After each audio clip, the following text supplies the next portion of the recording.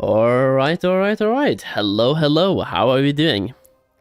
Quick little audio check here at the start. How are we doing? Yo, Rogue, what's up? Hello. Musada, how are you doing? Long time no see. Yes, it's been a while. Definitely has been a while. Just give me 2 seconds here.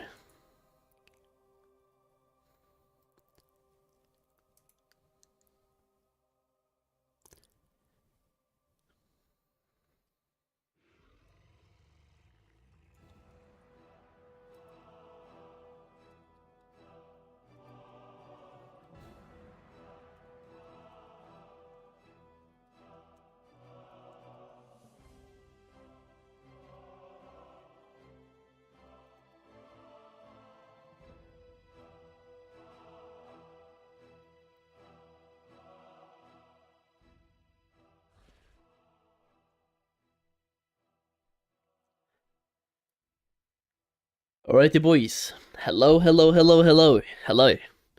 are you doing? Good morning, good evening, good afternoon, good whatever time it is for you. How are we doing? Today's going to be a very special event, kind of. I haven't really been live that much recently either, so like, it's a little bit special because today we have Warcraft Direct, and the plan is to be actually watching that together. I am currently live both on Twitch and on YouTube, so you can watch whatever you want. There's usually less ads on YouTube and more commentary on Twitch, if you will, like more chatting on Twitch, so you can watch whatever you want. The plan is to go over some leaks at the start, go over some just comments and stuff, and like about Warcraft Direct, of course, and then we're going to be watching Warcraft Direct in about 1.5 hours. I believe the pre-show starts 15 minutes before this time ends, so in 1 hour and 10 minutes, but the actual Direct happens at the timer that you can see up here. And because we're live on both YouTube and Twitch, we are also going to be using in-game music at the moment instead of Spotify. Yo, dude, English, how are you doing? Long time sub, just started back playing, and you are raiding Firelands. Dude, nice. Playing Cataclysm, right? Yo, Rain, what's up? Good evening, how are you doing? What is up, Prime? Predictions on the announcements today? Dude, I have way too many predictions, dude. We have way too many, and I kind of want to get into them. I have pulled up a document, kind of, so we can actually start making some predictions, guesses together, and I kind of want to do a bingo card while the announcements are happening, so we can see if we are right or wrong as well. And I have to repost some auctions while we do this, and do some weekly activities as well, so I'm just going to start doing that for a bit here. What are your predictions, man? I am thinking we're going to get Classic fresh, we're going to get Hardcore fresh, both at the same time, and I also think we'll get a lot more information about 11.1, maybe 11.2, and also the next expansion. I don't believe they will go a lot into the next expansion, because they kind of don't want to overshadow the current one, but I think they'll give us a little bit of like some small teasers about the next expansion, which would be Midnight, right? So I'm guessing we're going to get a lot more information about that, but definitely 11.1 and also 11.2. TBC fresh, Hardcore makes no sense. I really believe Hardcore will happen just because of the soda popping thing and the OnlyFans. Not just do I believe, I am pretty much 99% sure that they actually, like, that will happen. Even though I agree with you, TBC would make more sense. We haven't really ever had a TBC fresh, and people that want to play TBC, they don't really have any options anymore. Same thing with Wrath, to be fair. And TBC to me makes more sense technically, but with the soda popping thing for OnlyFans, like, he's bringing so many viewers to WoW. He's pulling in Miskiff, he's pulling in, like, big streamers. Even Tyler1 is rumored to play. Pilav gonna be playing. A bunch of big names.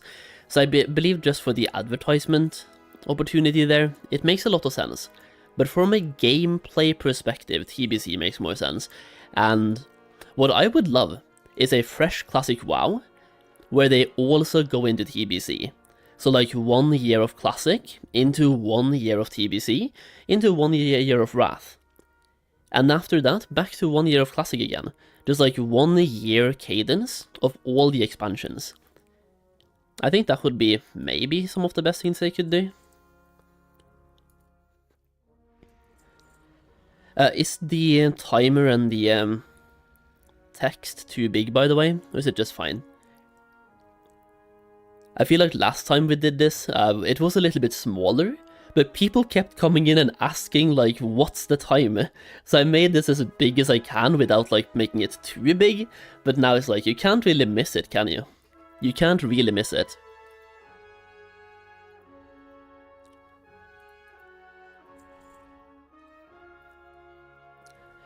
How's the fight been going against the horde of bots? Not well.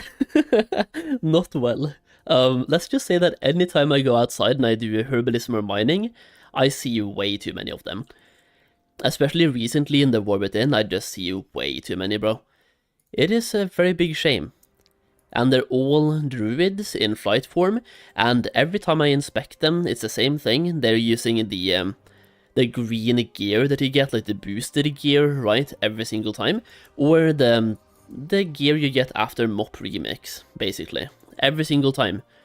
And sometimes they buy some BOEs that don't make sense, like a feral druid buying a one-hander, for example.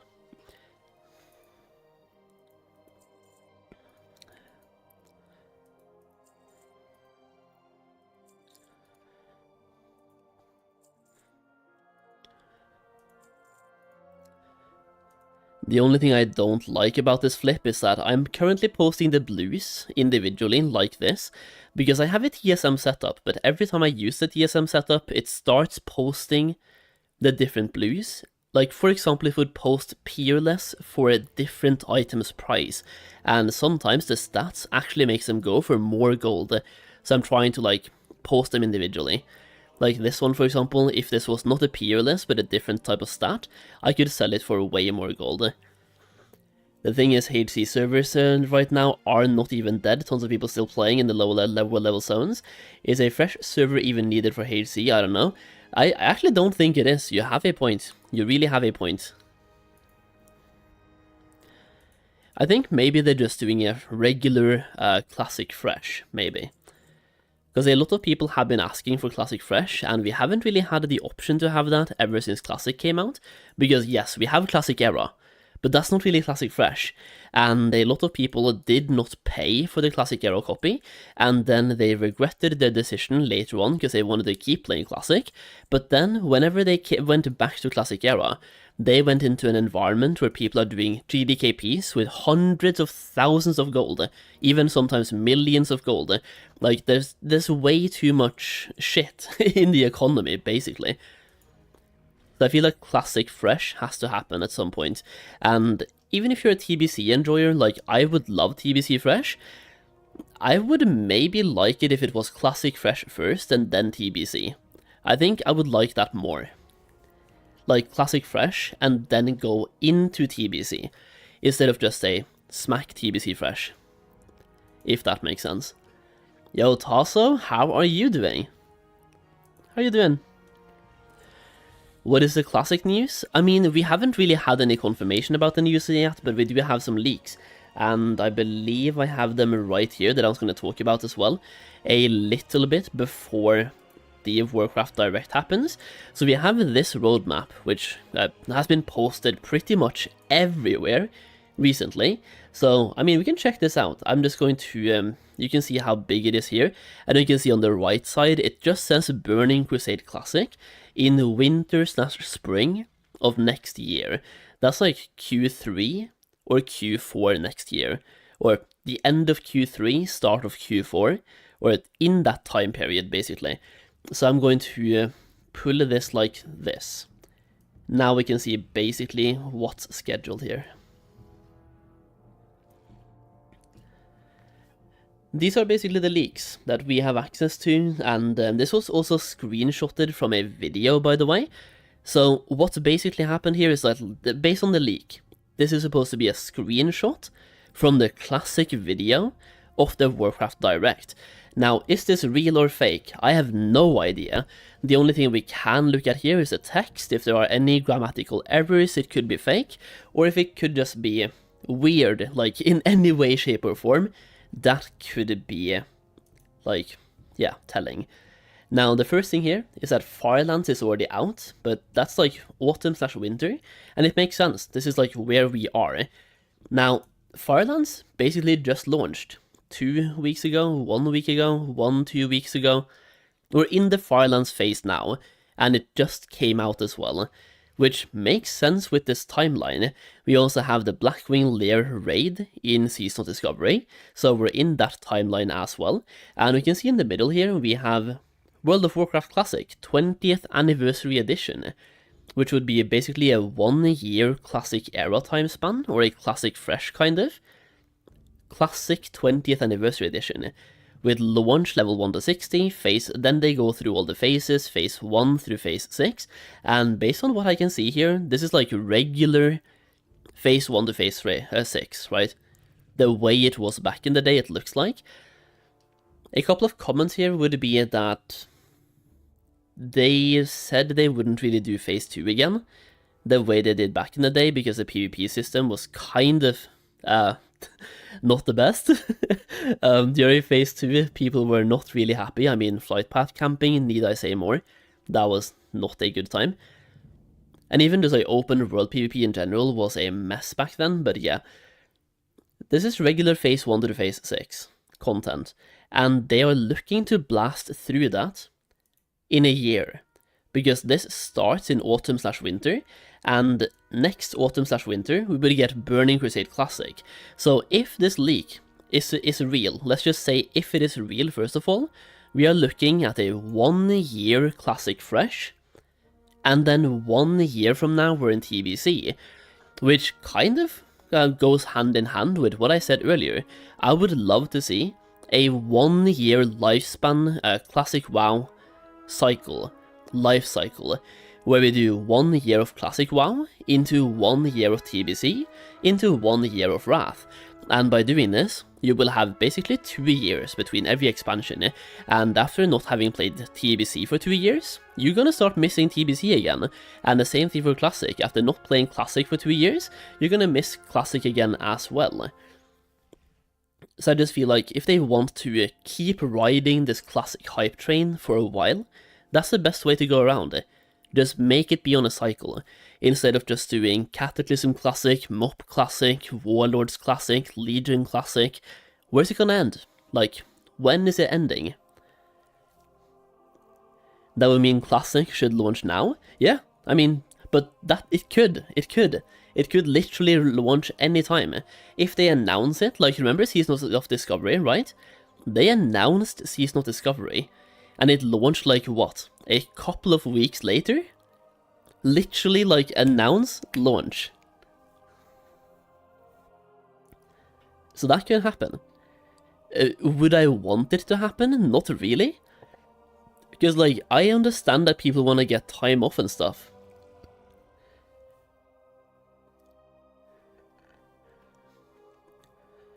I think whatever they announce will be released this month. Oh yeah, absolutely.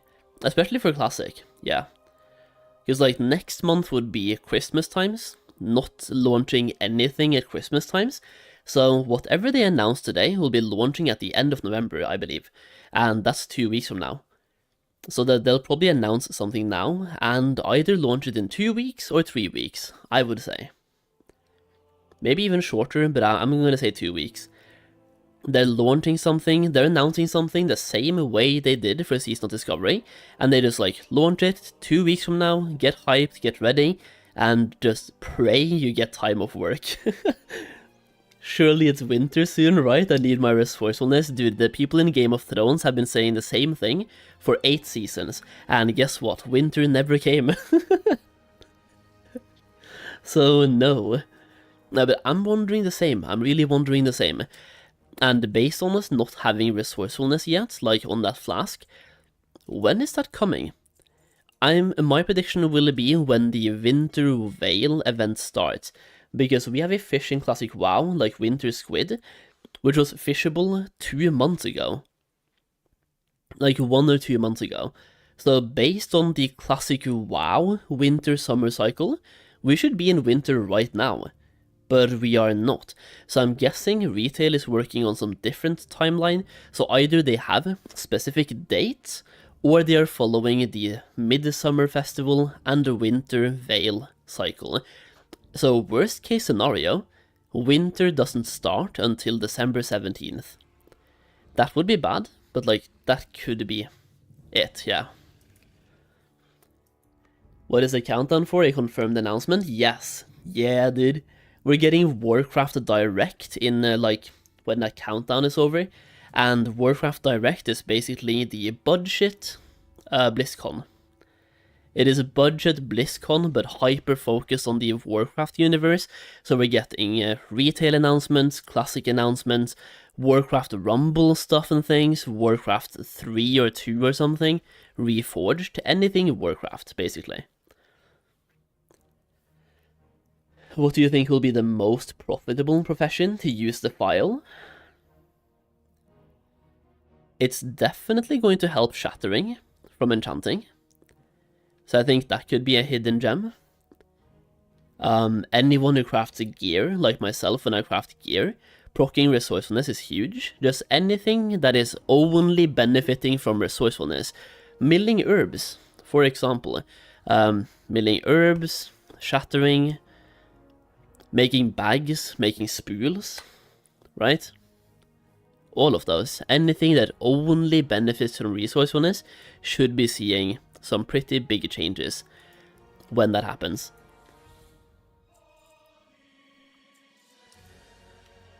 Did they say how long Warcraft Direct will go until? I have a meeting an hour after.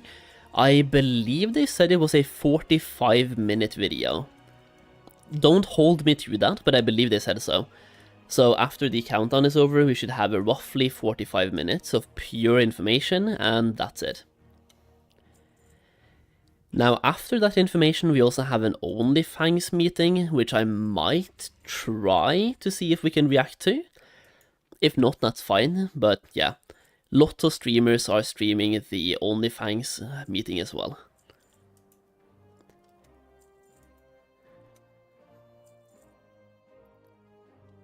How do you advertise? Will you make a video about that? Not really. I mean, for how to advertise, you literally just post in trade chat and do that on multiple servers. Like, the more you do, the better. The less you do, the worse, and so on. I don't think that would make for a very entertaining video, and a very small minority of people would benefit from it. So I don't think that's something I will prioritize doing.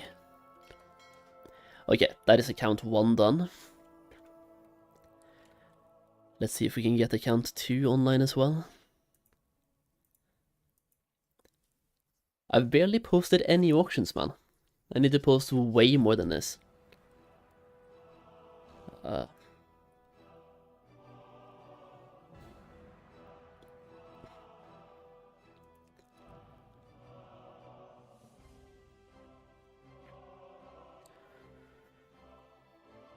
a classic Andy, so I haven't seen you in a while. Dude, Chopper, I hope you're doing good, man. I will be honest and say that I haven't really played Classic that much.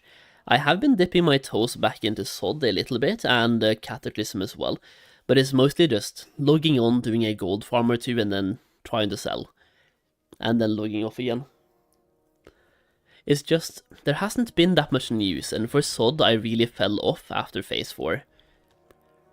I tried to enjoy Phase 4 in an offline state, didn't really enjoy it too much, and it's just gotten too complicated for me at this point. Let me get you guys over to the other screen as well. Should be fine.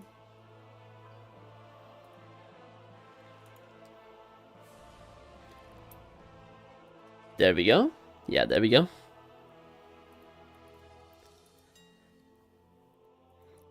Dude, I am such a Blizzard shill. I bought this mount for 90 bucks. I didn't even think about it. I was just like, this mount is cool. I need the mount. Thank you. Thank you very much. All because back in BFA, I was too stubborn to buy the other one, even though I had enough gold for it. I quit SOD when the gnomes took forever to end. What do you mean? You're part of the problem? No, not just that. I am the problem. Not just part of it, I am the problem. Yeah. I will be honest and say, I am a big part of the problem, absolutely. Anytime they put out a mount in the shop, I buy the mount.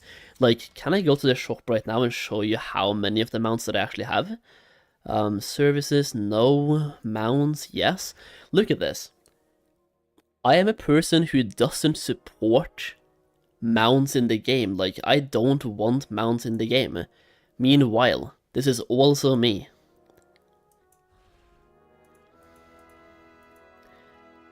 Granted, I got a lot of the mounts for free, well, technically for free, by basically having a 12-month sub or a 6-month sub, but I still have paid for the mount in some way, shape, or form. Big part of the problem.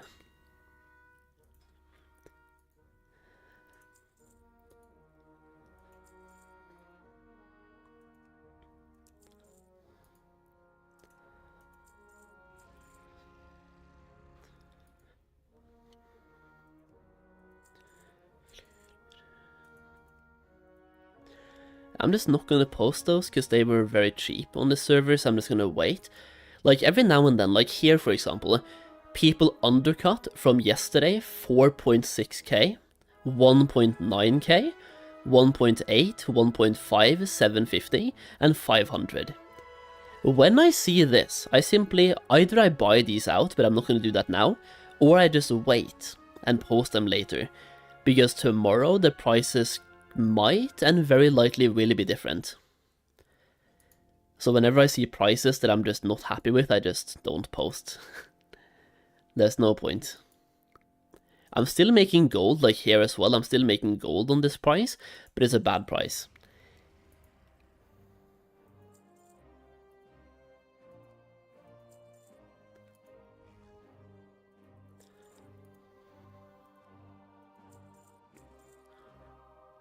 This one as well, for example, went from 2.7k all the way down to 400 gold.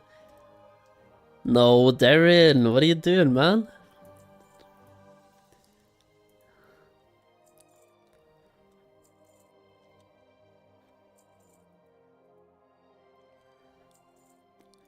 Doesn't have the armored code, though.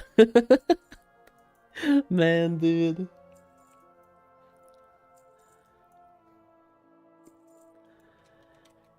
Yeah, there are quite a few mounts that I don't have. I also want to have, what the mount called? There's one in there that was really cool. Like the bull. There was a bull mount. What I don't like about the shop mounts though, like one of my bigger problems with the shop mounts, are that they're always uniquely, unique, that you can't even get a reskin in the game. I would not really have that much of a problem with the mounts if you could get a different skin in the game. But whenever they make store mounts, they are one of a kind. What other Grizzly Hills bears do you have in the game? None of them. Which other Jade Bright Force here? Like, we don't have any mounts like that in the game. The Wondrous Wave Whisker, never even heard of a mount like that in the game. And Dreadraven, maybe we have something slightly similar. The Sun-Warmed Fur line, not really. Lucky Yune, somebody show me a mount like this that we have in the game, please. Then also Squeakers. Squeakers? I've never seen a mount like that, ever. All of the mounts are just like unique, or very many of them are very unique to the point where you have to, like if you want to have this a swine mount in WoW, this is the only way. It's trash.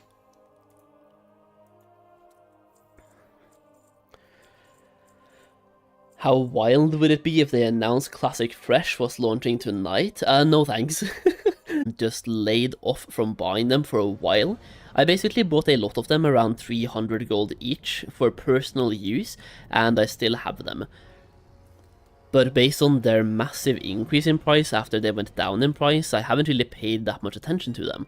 I mean, let's see right now. Profaned Tinderbox. 2,000 gold. Yeah, and if it goes more up than this, I have a hard time seeing it go further up, man. Because of how easy they are to get now. This is, yeah. This is definitely something. Last time I checked, they were 1.2k gold, and I thought that was expensive. Why does it say final stream? Did I miss anything? It shouldn't say that. I tried to edit it before I went live.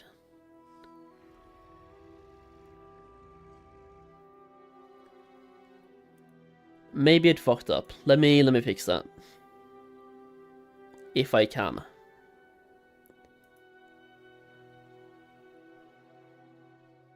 Okay, dude. Yeah, dude. That's a good that's a good catch.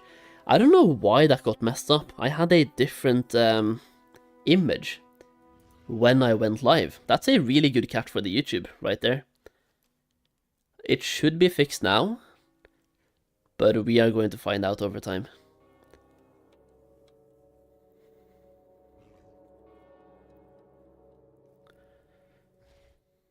Let's see.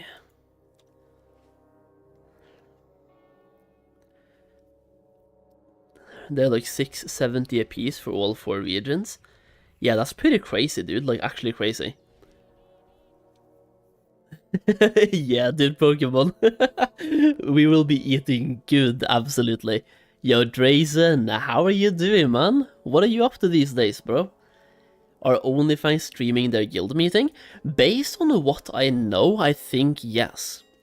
Like, first of all, why wouldn't they? All they care about is content. But I think so. If they are not, I'll be sad.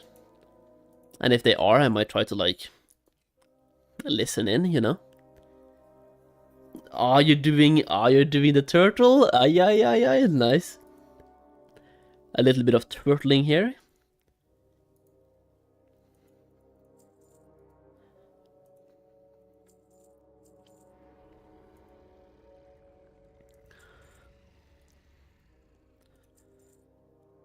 BFA was my favorite expansion, man. A turtle has made it to the water.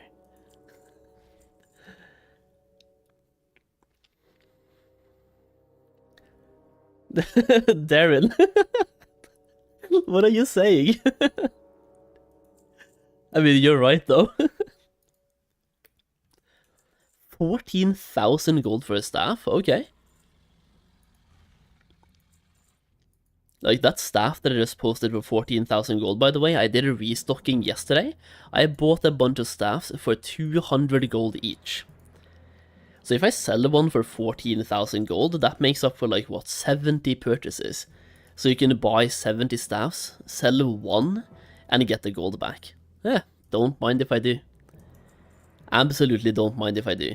Okay, I'm just gonna post some auctions on this character, boys, and then I think it's time to start setting up the bingo card for today's Warcraft Direct. I kind of want to have the bingo card ready before the stream actually happens.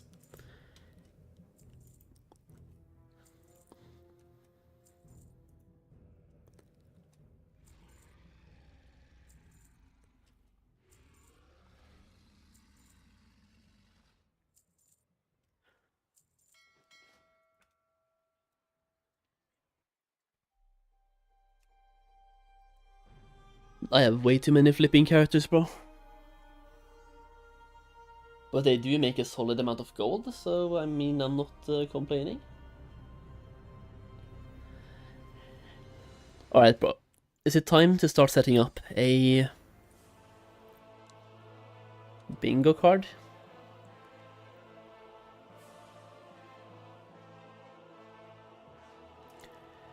Okay, let's see here.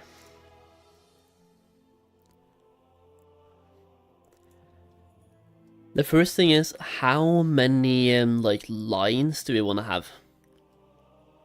Because, like, we can have, if I just put down the middle one, not there.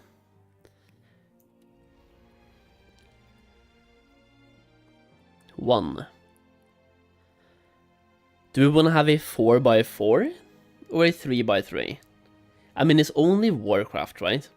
it's only Warcraft, which kind of limits how many things we can have in one place. I'm guessing a 4x4 would be the best. So like if I do... Dude, what the fuck am I doing?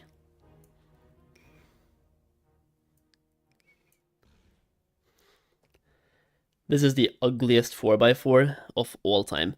I guess I could actually... Do I just make a line to make it look better? Yeah, actually let's just make a line.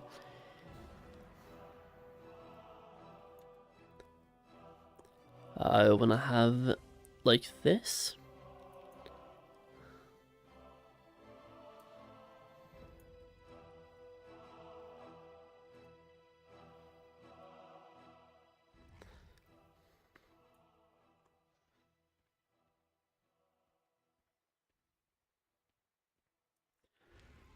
I'm using a tool I'm not used to using here.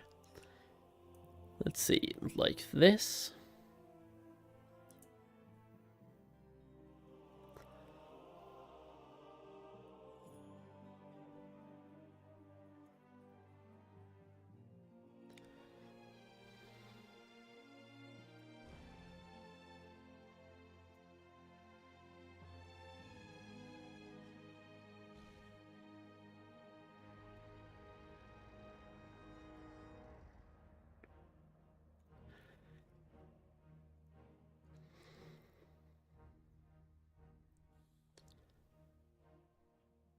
Yo, dude, Drayson, thanks, bro. I hope so as well. It's about time. It's about time we get some banging news, man. What are the leaks? I will show you the leaks real quick before we go over to the bingo card. Basically, these are the leaks that we have. It's basically a leak of the time or the roadmap, I believe. And we don't know how much we can believe this roadmap. To me, based on what I'm seeing, it looks pretty legit. But it's also something that anyone could have made. But also, to make this and make it be quote-unquote that good, you kind of need to have some graphical design knowledge. There are a couple of things that maybe irritate me a little bit here that are like in the direction of do I really believe this? Number one is if you go to Cataclysm Classic, it tells you elemental rune dungeons, and then you go to Hour of Twilight, it also says elemental rune dungeons. Why would they say the same thing twice? I believe they would just word it differently. And apart from that, yeah, I don't know. Like, there's not really much else. For the Classic 20th Anniversary Edition, that looks really good to me. Like a 1-year Classic WoW cadence into Burning Crusade Classic. Basically giving people fresh Classic WoW and Burning Crusade Classic fresh. But 1 year from now, I think that would be great, even for people that just want to play Classic TBC. Because it gives them 1 year of prepping. Like, a lot of people, even if they just want to play TBC, they will literally play this 1 year of Classic to prep for TBC. I am not even kidding. Even me, I would play the 1 year of Classic, and a huge chunk of that would be prepping for TBC. Absolutely. And aside from that, we have Cataclysm Classic into MOP Classic. Really, that just makes sense, right? I mean, at this point, MOP Classic, when Cataclysm came out, that by itself confirmed MOP for me.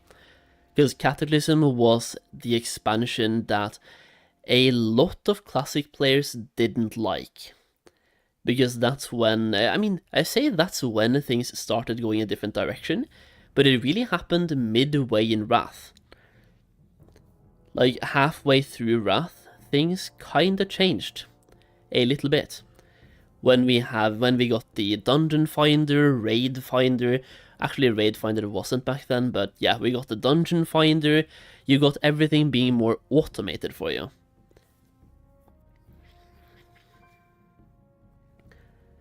Firelands is already hard for Classic people? No. Ulduar was hard for Classic people, and they quit back in Ulduar. So the people that are still there now, like, Firelands isn't just hard, it's fucking impossible for Classic people. Same thing with, like, Bastion of Twilight was impossible as well, and BWD.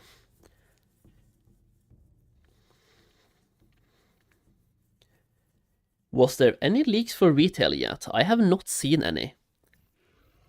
That's just me though, I haven't seen any. We have seen leaks for Classic, the one that is on the screen right now, which is covering half my face cam, so I'm going to put it like here for now. And we have had one for Warcraft Reforged. I will say, just based on looking at the roadmap, it looks very realistic. But I'm also gonna say, I am hoping for more. I'm hoping for more than just this. If this is what's announced for Classic, I will not be overwhelmed with joy. But also having the 20th anniversary edition for Classic, it's good. Like, don't get me wrong, that would be great. Having Classic fresh would be great, but that can't be all. There has to be like a nudge to Classic Plus here. Even just a nudge.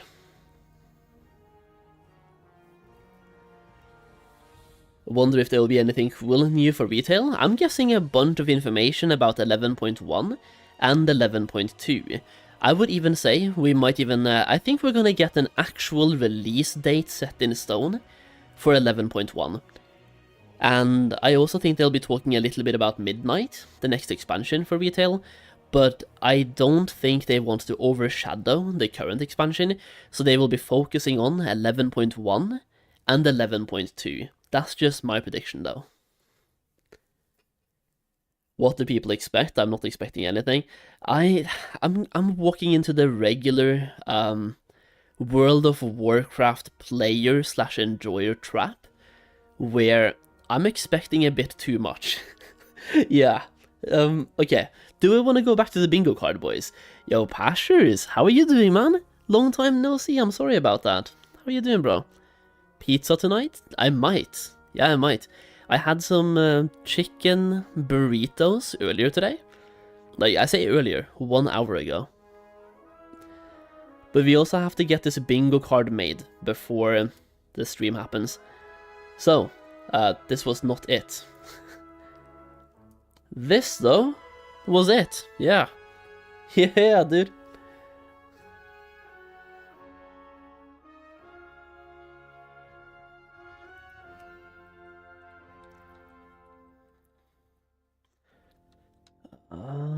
There we go.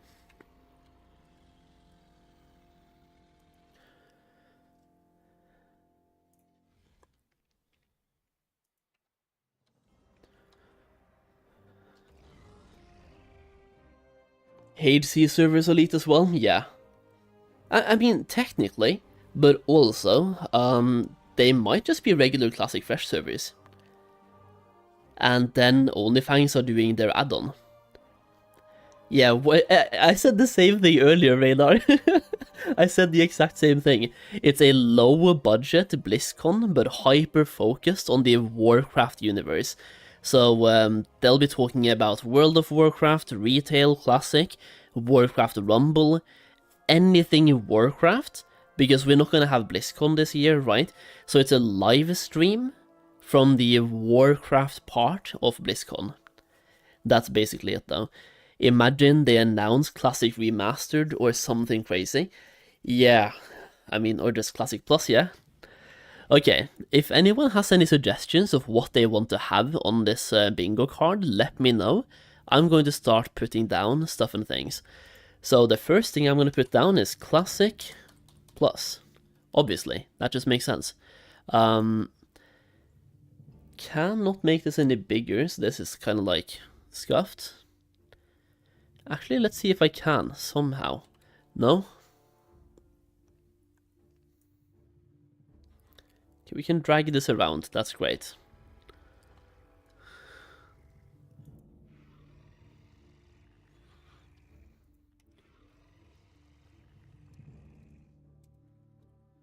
Okay, there we go, Classic Plus.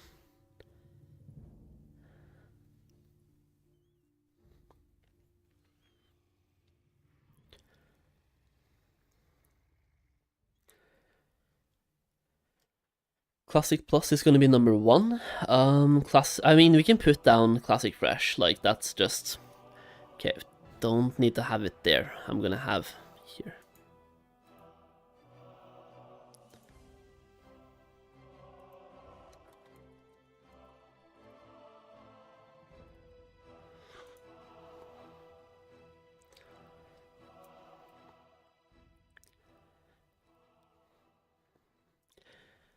I kind of want to have...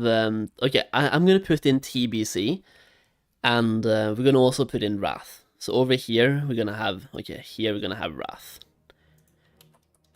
I feel like they need to talk about these two expansions. We haven't heard anything about TBC or Wrath since those expansions ended. Like, I need to know something about them. TBC, Wrath, Era servers, Stasis servers, or just fresh TBC or fresh Wrath. Please. Mop Classic, yeah, that's like a free card. Mop Classic is free, so we're gonna put that one right here.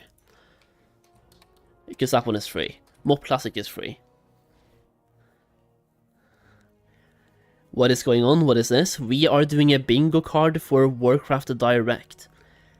And for anyone who doesn't know what Warcraft Direct is, it is basically BlizzCon, but low budget, and only focused on Warcraft. And it's happening in 45 minutes.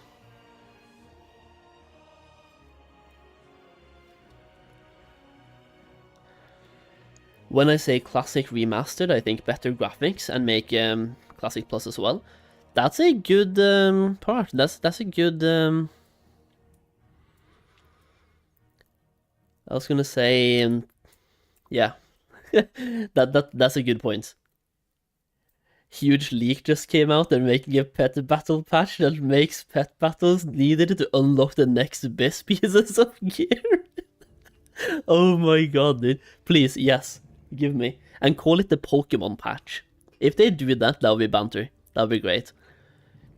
That would be kind of the same thing as me whenever I said.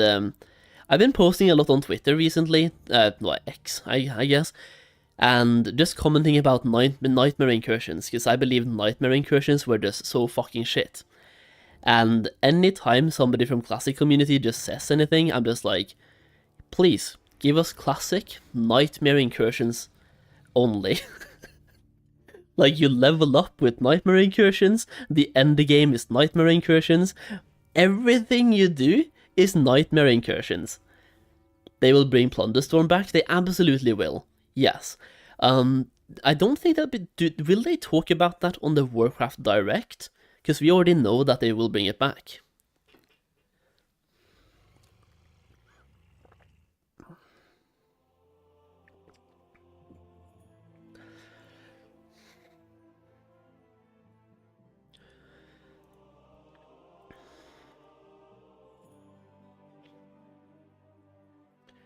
Okay, what more do we want to have here?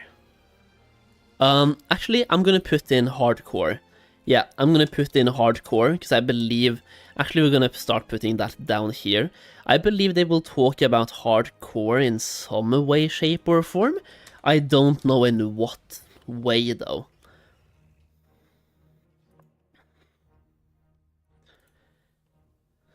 Okay, then we're gonna put down here.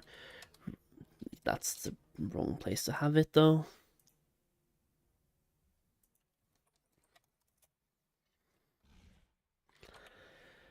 Retail 11.1.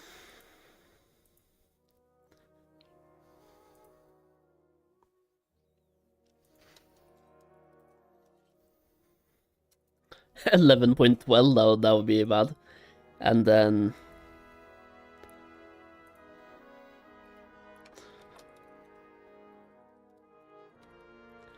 next retail expansion. Console support? That would be huge. Good afternoon from Greece, yo Drago! Good afternoon. Warcraft Movie 2. I kind of want to put that one down here. Like, somewhere. And Warcraft Movie 2 with Henry Cavill. That would be huge. WoW Classic with the GDKP group finder. Yo, Doxter, how you doing, man? TV series are moving, too unlikely, maybe? I mean, I'm down to putting it down here. I am absolutely down. Store mount reveal. Ooh. Legion Remix. Dude, actually, do we want to see if they have anything? Nah, because the next retail event is going to be, Plunderstorm, again. So I believe they will just not talk about what happens after Plunderstorm and focus all their efforts on Plunderstorm. That being said, I do want to put Plunderstorm in here because I believe they'll be talking more about it. So I think Plunderstorm is in the Warcraft universe, right? I mean, I think so. I think so. The WoD remix? No. No. Oh, yeah, dude. Okay. What's after SOD? Yes. This is a question that I need answered as well, like, what's after SOD? And for anyone who's like a retail Andy, SOD is Season of Discovery, and it's a classic thing. Yeah, we need to know what's happening after. Big, yes, please. Like, what's happening to our characters after SOD? What's the next season after SOD? You know, just what's after SOD. I believe that's a good one to have. So we have a room for 5 more. If anyone has a good suggestion, I'm down to putting it on. Looking back at the leak, is there anything that we haven't put in that was like part of the leak? Classic remix. This is like Classic Fresh, right? Yeah. This is Classic Fresh, and we have talked about TBC. This will be Classic Fresh.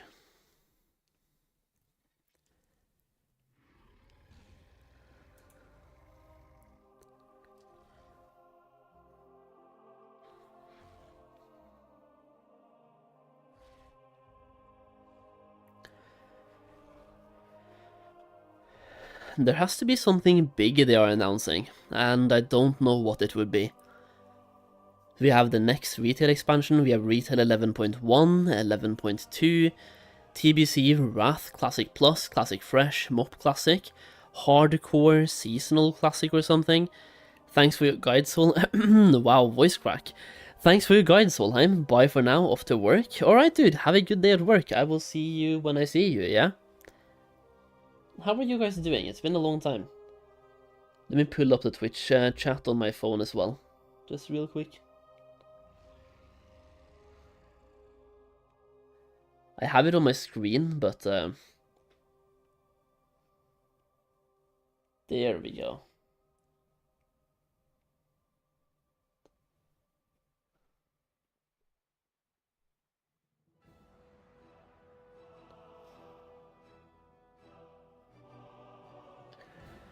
I think they are working on a single-player RPG set in the Warcraft universe.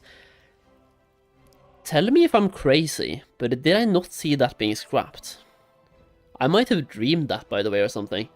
Updated Battle Pass system, where now you can purchase more coins. Yeah.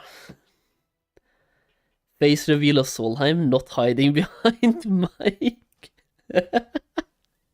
Man, dude. Let me hide behind the microphone, okay? Just let me hide behind the microphone.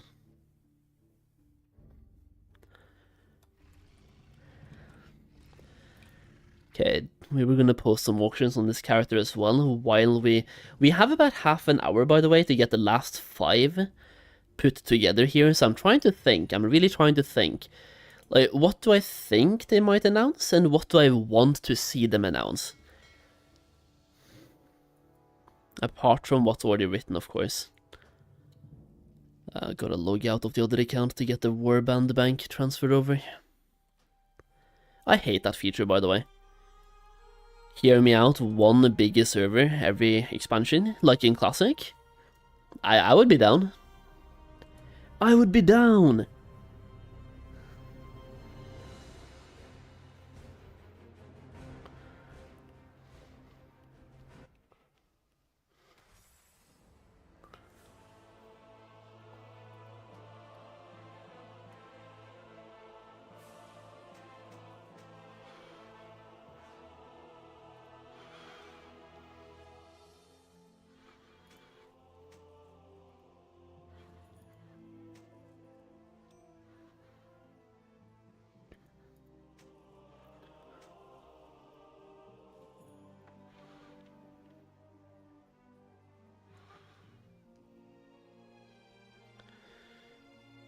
Do.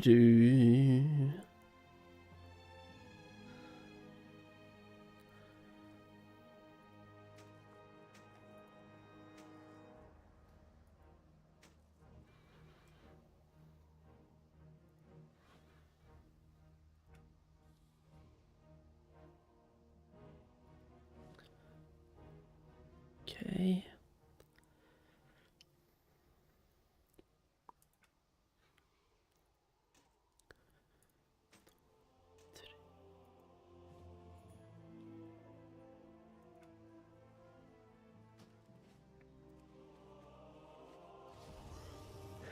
Designated server and only one server for every expansion, one for Classic, one for TBC, one for Wrath, all the way to Shadowlands, so that way each expansion has the option to not go to the next one. That would be great. I would love that. Hey Solheim, it's me, Derek from Grindr. You did me well last night, and now you're not answering the phone. Did I do something wrong? No, you were fine. You were fine. It's just me. It's a me problem. Yeah. It's a me problem.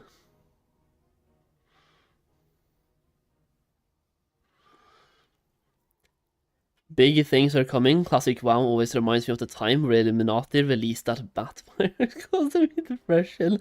Oh no, dude. I'll sit out Classic this time and focus on retailing Kata instead. Yeah, like, here's the thing. And I've said this from the start. Like, somebody brought this up to me really early, that Classic Hardcore might be making a comeback. And I've said that I'm probably not going to play. And the thing is, if it launches at the right time now, I might play. I might play, because right now I'm kind of in a content lull in retail, where I don't mind spending quite a few hours on another hardcore journey. I fucking loved the hardcore journey, I really did. So I wouldn't mind, I really wouldn't. Even though I kind of said that I wasn't going to do any hardcore games. But it's really fun though, it just takes a lot of time. Leveling up takes like, what, 150 hours? Well, between 100 and 150, depends on how good or bad you are. That is a lot of time.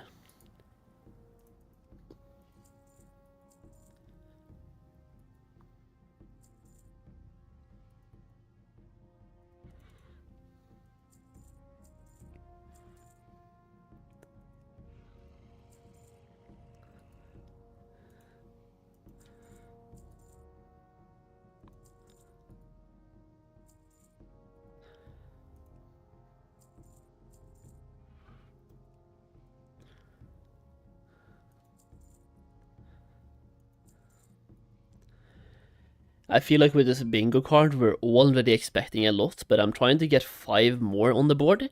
I do have a backup that you guys suggested from chat, and that's going to be the Warcraft movie, that I can just put that on there, even though I personally don't think they will spend time talking about that, but I would enjoy it though. I really would. Especially if Henry Cavill plays. And especially if it's like a Lich King movie. Lich King movie with Henry Cavill. Yep. Hey Sol, did we already hear that they are going to hold off on the Profres specs? Yeah. Yeah, they are. For good or bad, I don't know if you're happy about that or like not happy. For me, it's kind of whatever. I was looking forward to the resourcefulness buff, but I was also not looking forward to the multicraft nerf. But they have delayed it, and we don't know when it's coming. But my guess would be 11.1.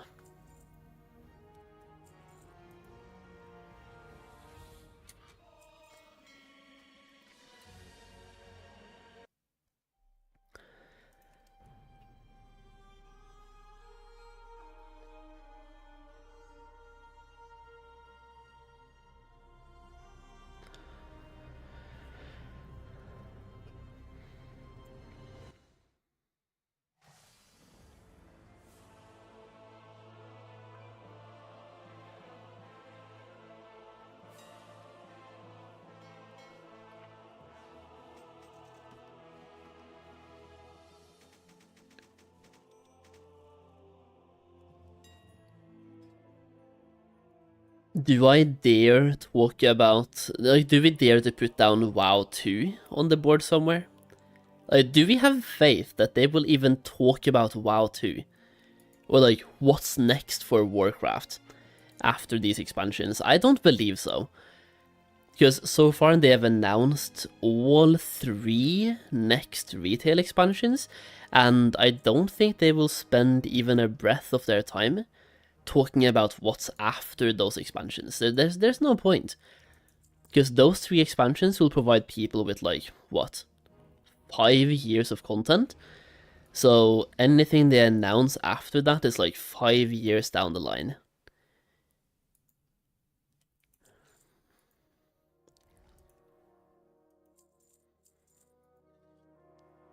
$200 gold. Yeah, the undercuts are kind of crazy.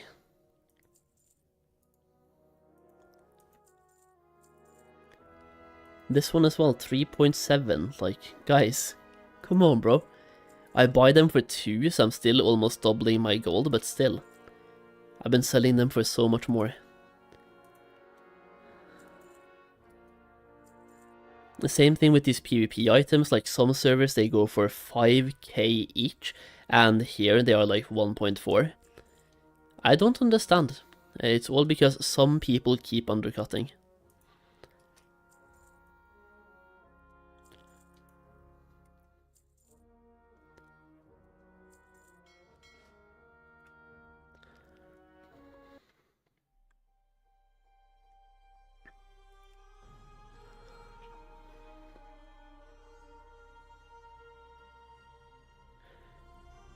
Alright, let's see here. We're going to put in Warcraft movie, and I'll be doing that in the bottom left, I think.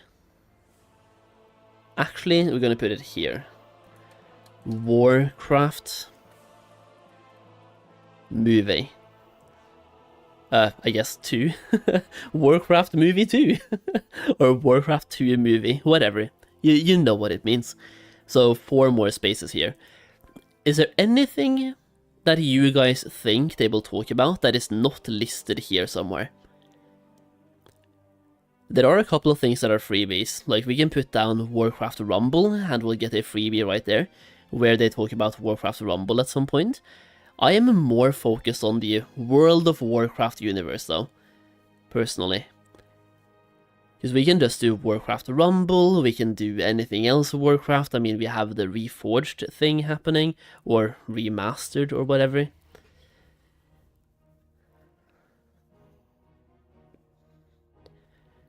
There's one thing I really want to put here, but this one is a leap, and it's super cope. It's leap and super cope, but I kind of really want to put it here.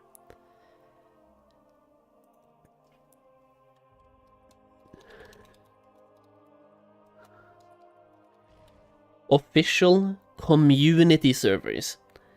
And you know what I mean when I say that.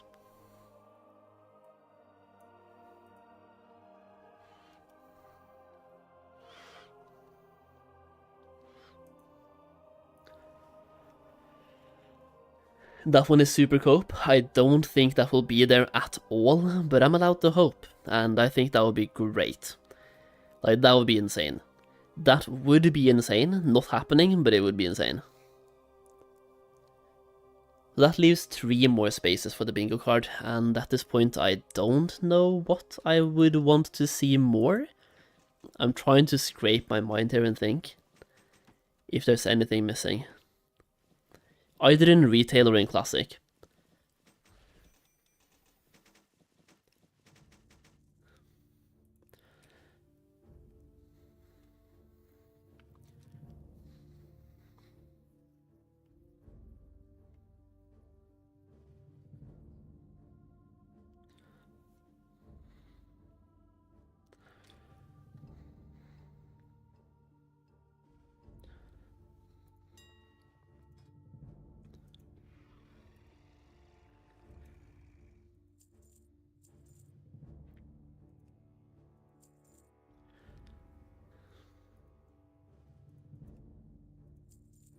Actually, do I want to put in... There's one thing I might want to put in. If you look at their trailers, they will announce OF for feet of female bosses. No, come on, man. Come on, man. Oh, okay. Okay, I need to put this one in for retail purposes. Once again, huge cope, okay? We're gonna call the bottom row here basically cope. We have official community servers, kinda cope.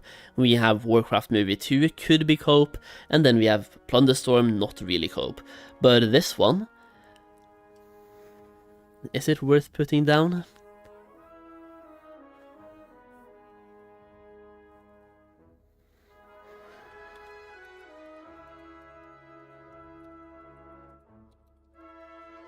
I mean, come on. Come on. This would be great. If they pull this off, that would be great.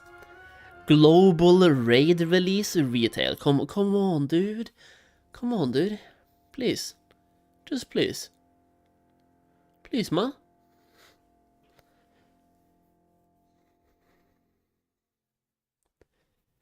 Just for the race to world first would be great. Just officially acknowledging how big that event is, right? Illidan returns. Oh no. In the case of emergency, break glass. I feel like that's what they've been doing lately. They broke the Illidan glass with Legion, right? And they broke the Wrath glass in retail with Shadowlands, because they broke the crown from the Lich King. So they've been really trying to, you know, break glass in case of emergency.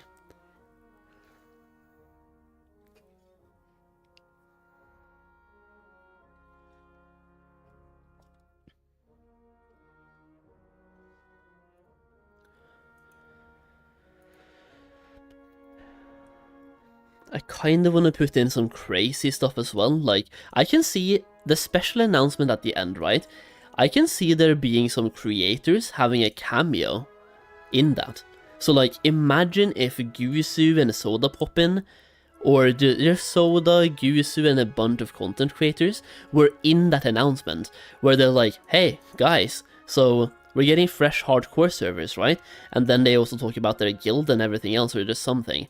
There's a special cameo, I suppose. That would be... not sure. It would be interesting, no? Illidan is the last boss of WoW. We will fight him in the last expansion. Yeah, I don't know about that, man. I don't know about that, dude. Okay, we posted 3 of those already. Don't need to post any more. This weapon, for example, I bought for 200 gold yesterday. We're selling for 8k right now. That's not bad at all. I'm trying to get all these auctions posted before the stream, at least, like before the Warcraft Direct. Something of Warcraft Mobile, perhaps, because we all have a sell. Oh no! I kind of want to put that in there right now. You guys have phones, right? Or just put in phones and see what they have to say, like phones. If there's anything regarding phones.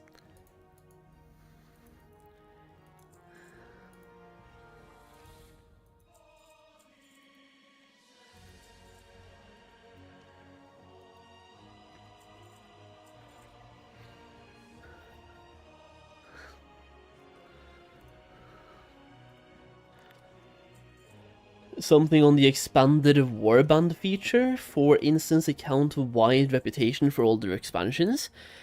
I think I'm going to leave that in the 11.1 or 11.2 part of this window. Because I believe that's just going to be a feature of a patch.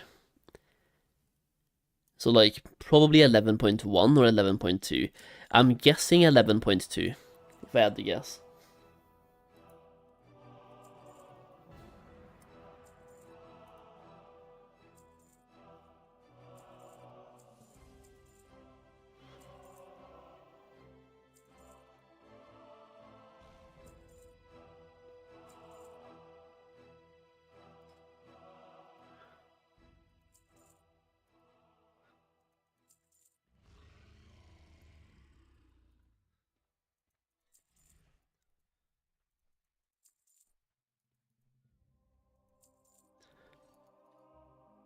I'm gonna post those as well, even though they're cheap.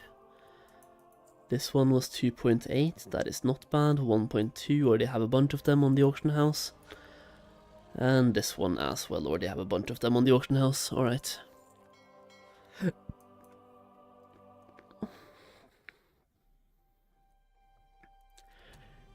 They're gonna announce that the €90 store mount will be added to hardcore. Yeah. Yeah, dude.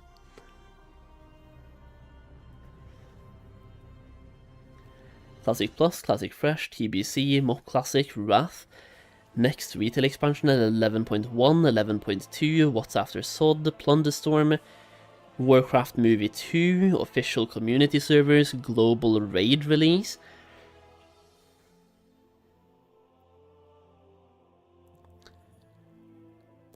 I wonder if they will ever bring Sylvanas back in any meaningful way. Tied to the character that buys it, so if you die, you have to buy another one. Oh no. Oh no, dude. Yeah, I don't know how to feel about that. I think that's gonna be a pass. Yeah.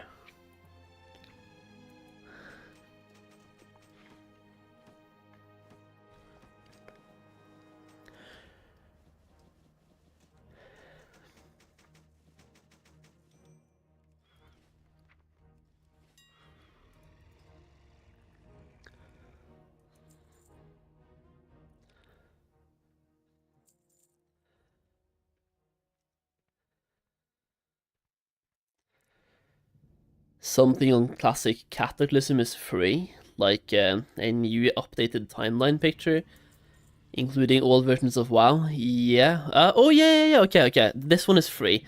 I'm going to base this off of what you just said, and we're gonna put this into the free row right here, and we're gonna do it like. Why did I put it like this? Like, come on, bro. There we go. That one's free. A roadmap. That's it. Roadmap.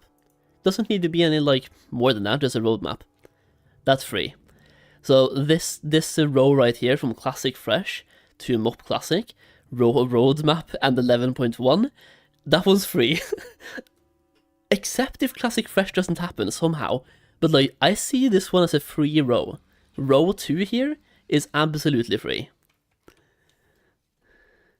There's no way.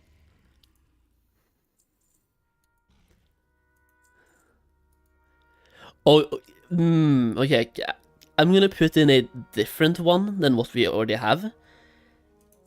And I feel like I personally need this to be on the list, okay? I feel like this needs to be here, and for anyone who's been watching a lot of BlizzCons, or just played Classic a bunch, or even retail... Come on. This one needs to be there for me. Like, it just has to be.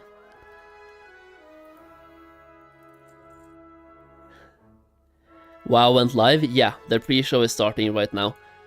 We are going to be watching that just in a second here.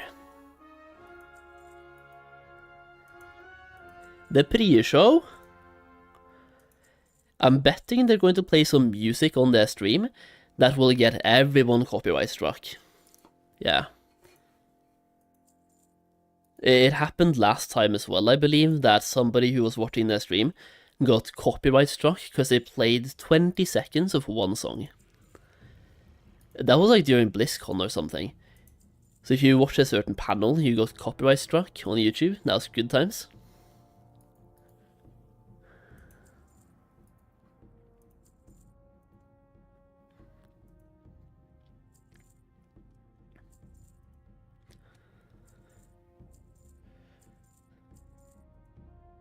Let's see here. YouTube. They're live on YouTube and Twitch, right? Because I think I'll be playing them on Twitch. Like for my own personal thing here, and to be watching. I have Addon FOR FREE Twitch. Yeah, buddy. Get that turbo.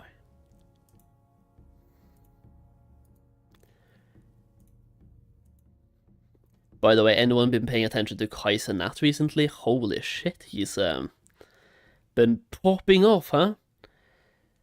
Popping. Okay, World of Warcraft has gone live with a countdown, so I'm going to be paying attention to that, and we'll see when they start, yeah? I'm gonna pay attention to that, and we'll see when they start.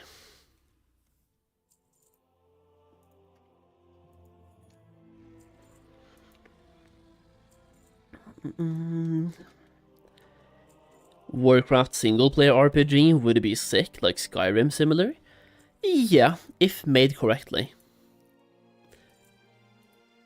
It would be, yeah, like, if made correctly, it would be insane. But that's a big if, though. And it's also just like, everyone has their own different opinion of what that word correctly means.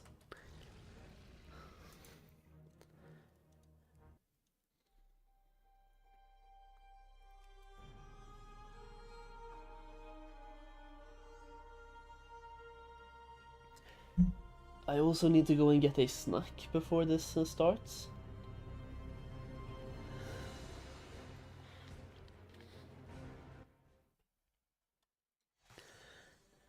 Yeah, dude, Doxter, that was a safe one. But come on, we hear you.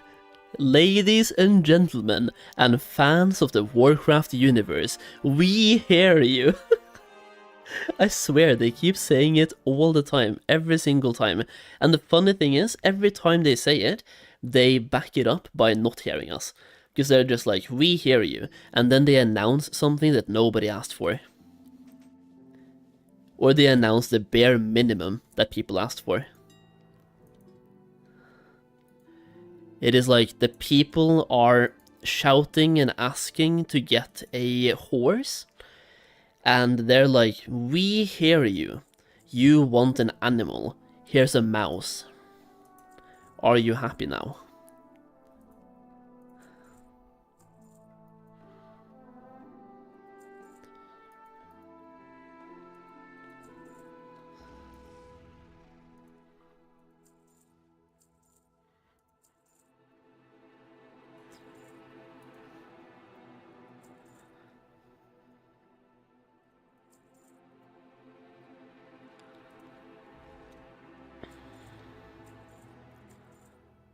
Oh, yeah, okay, they have the same thing on their screen, by the way. For WoW as well.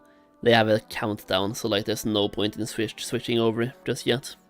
We have time, we have 12 minutes, or 13 minutes. And then it's time to watch. By the way, guys, we have drops on this stream as well, so if you watch me watch WoW, you qualify to get the rewards. Just wanted to put that out there. I believe anyone who streams WoW today will be qualified to like get those rewards out, if that makes sense. As long as they are opted in. So like streaming WoW and being opted in, you can then get the rewards. Or you can watch those streamers to get them.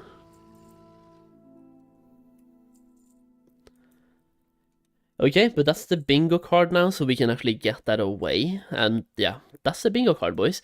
We have this ready. I'll be showing it again before the stream starts.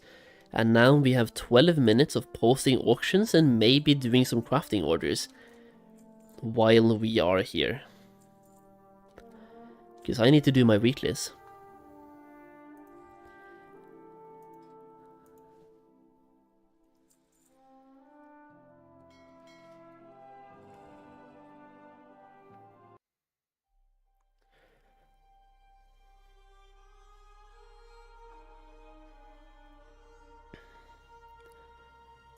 I have way too many characters, man.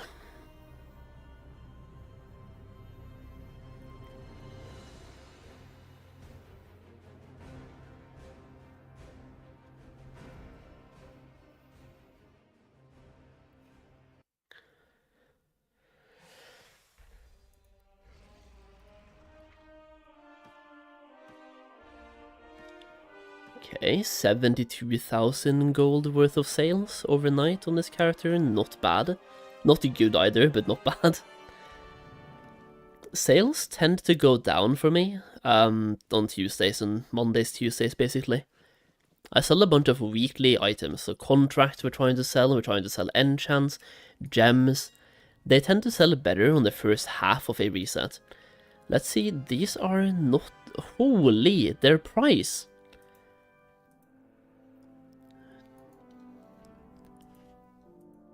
Their price has been absolutely butchered.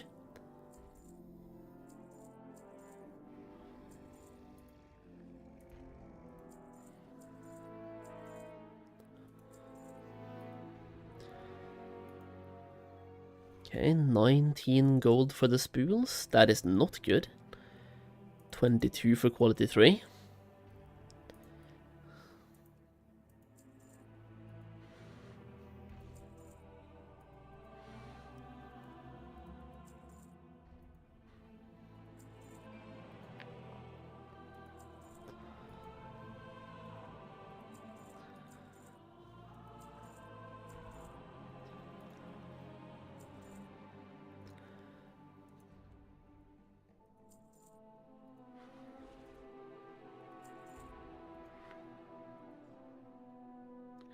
That's the one I just posted, right? Yeah, it is.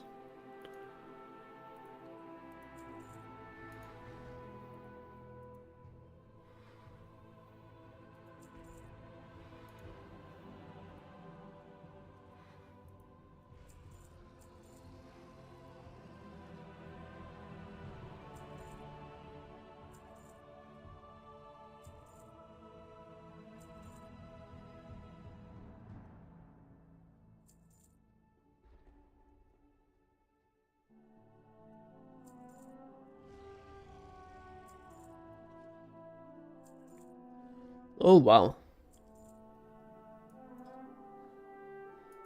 I guess we'll put up some more contracts then. 5 more.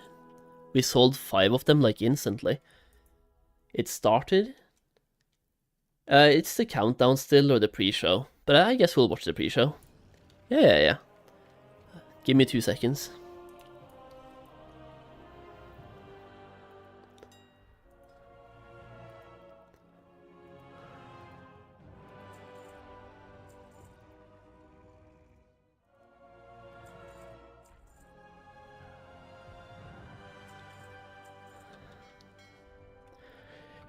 Alright, let's get this show on the road, baby! Let's see what we can make happen here, huh?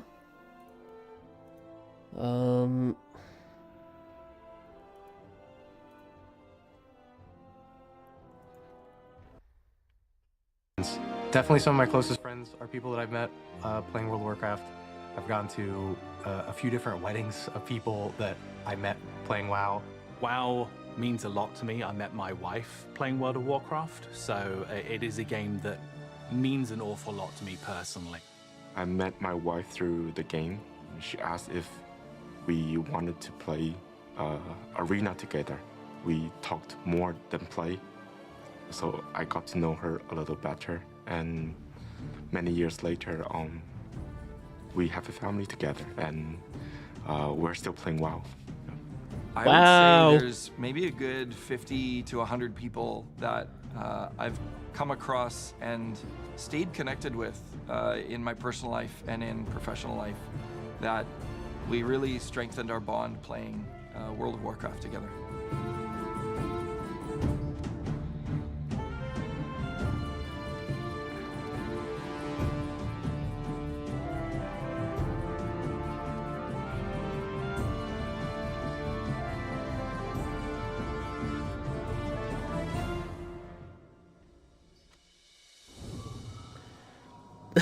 Come on, Radar.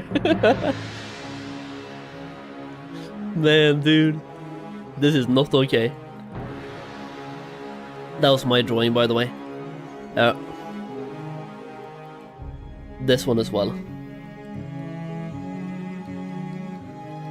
Working on Hearthstone and just in the Warcraft franchise and at Blizzard in general is something I've always dreamed about. To work on this game that I've played and been a fan of for most of my adult life, it's a dream come true. I think to work on World of Warcraft was something I could have never imagined. My job entails as a senior test analyst, being on the team, working on Warcraft Rumble. It's an incredible experience. And again, since I love the game anyways, I have the passion for it, right? So I love to just be a part of that whole experience. I work in localization. I play on the Taiwanese realm, so I see firsthand players all over the world able to enjoy the game in the language that they are used to. It is a great feeling to see that.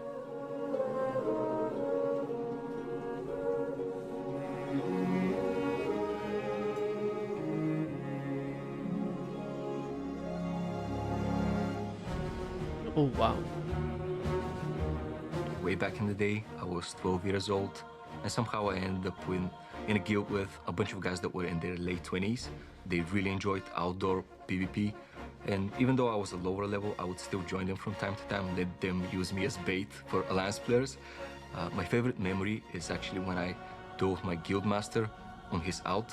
I managed to beat him, and then for the first time ever, I unmuted my mic, and with the most high-pitched, squeaky, prepubescent voice, I told him, how does it feel getting beaten by a 12-year-old? We had what we called computer time. So like our parents would ration how much time we would have for using a computer, where we'd have like 2 hours on, I would have like 2 hours on a Monday, Ryan would have 2 hours on a Tuesday or something. So My dad yeah, did the same. Trade off in that sense. Some days we might trade hours or... Yeah, we used to sometimes save some of our allowance money to buy hours from each other to have more computer time. My first game was Warcraft 3 Reign of Chaos in the Warcraft universe. And then from there, I expanded beyond to the Frozen Throne. I have a lot of memories playing a lot of custom games. You know, a lot of those tower defense games that are super fun. I was one of the main healers in our raid group. And I was home for the summer from college, and my parents had just gotten a puppy. And I was like, oh, my puppy's been really quiet. That's unusual. And I kind of lean over past my laptop, and she had gotten into one of my artist pens, and she just had ink everywhere. And me naturally being like, you know, worried because I thought one of the ink pens was toxic. I was like, oh my God, my puppy's gonna die. Did not explain further than that, threw the laptop and wiped our entire raid. And that's one of my favorite stories of how my puppy killed 25 people in World of Warcraft.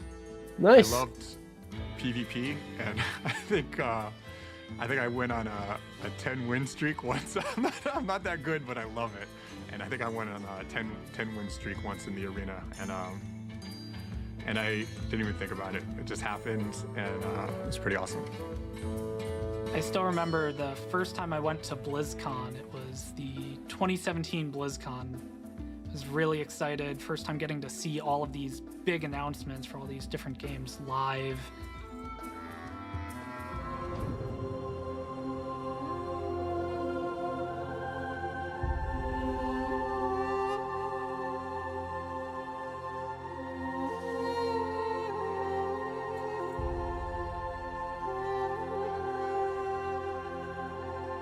Two more minutes, boys.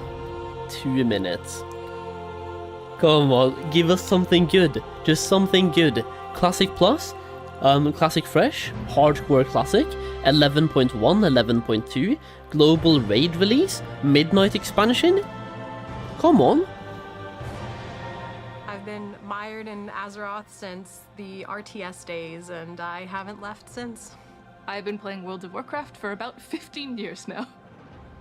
Same. Which is pretty wild to think about. I have been playing the same character, Human Frost Mage, for all 15 years. Yeah, I've been Okay, playing that's World of crazy. Warcraft for 20 years. Actually started like early alpha and beta. I've been playing World of Warcraft, I guess, 21 years. I started playing when I was 5 years old. A lot of our systems and our code is, 20 plus years old. I've found files that were written before I was born. I lived in San Diego at the time, and I heard that there was a midnight signing, and I got signatures from everybody who was there who worked on the game previously. And it's so good connecting with people who actually signed it for me. And, we get to share in like this experience of, I was such a passionate fan, and, you signed this, and now I get to work with you as a professional. Whether you want to just chill out and be solo and enjoy the world, or you want to get in deep with your guildmates. Alright, we have 40 seconds left, boys. I just want to remind you guys that we have a bingo card here, and I'm going to show the bingo card right now. Let's see. To have a really satisfying experience, no matter your play This style. is the bingo card that we have. Hearthstone's looking very bright. This is what I'm There's expecting to be always announced cool or new talked cards about. coming out. We've got plenty of ways for both new and returning players to get into the game. There is magic here, and I think that magic will continue for the next And we'll see 30, what 40, happens. 50 years, and I'm excited for what's to come.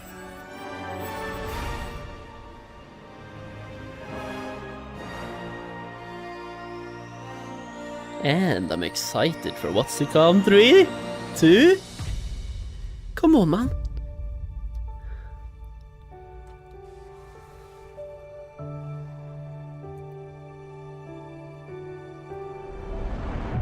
Warcraft has always been my peace and my outlet.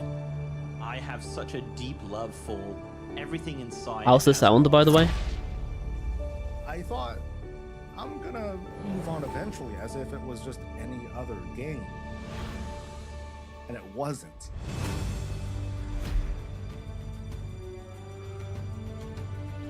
I was a very introverted person, I was lonely, and then I accidentally stumbled upon World of Warcraft. I even ended up in a guild, and in the guild I even made some friends. And we always come together to enjoy the moments that we create in the game, whether they're fun, competitive, or silly.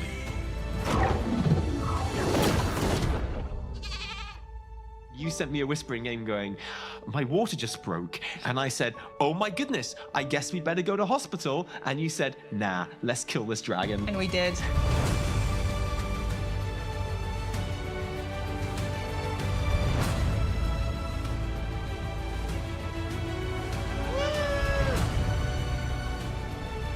Hearthstone changed my life. I cannot picture my life without WoW. Oh my god! Thank you, Warcraft, for giving everything that you gave us so far. Here's to like 100 years more.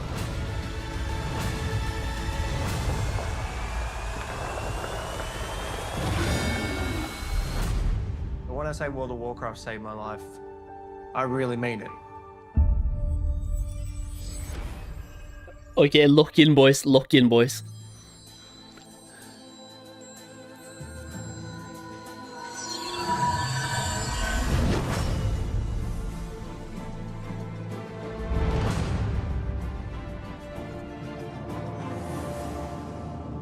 Hi, everyone.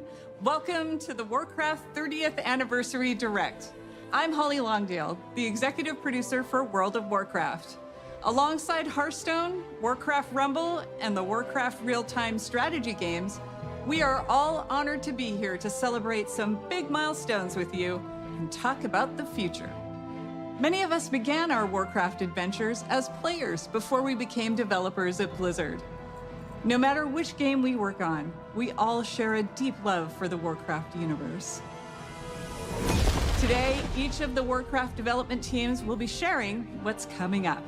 Some of it next year, some just a few weeks from now, and some will even be available today. So whether you've been traversing the plains of Azeroth with a view from above, or chilling in the Hearthstone Tavern, sorting out your minis for your Rumble Available machine, today? or pursuing Xalatath and Khazalgar, thank you so much for taking the time to join us. Now, what better place to begin than with the games that started it all? Here's Brad Chan from the Warcraft RTS team.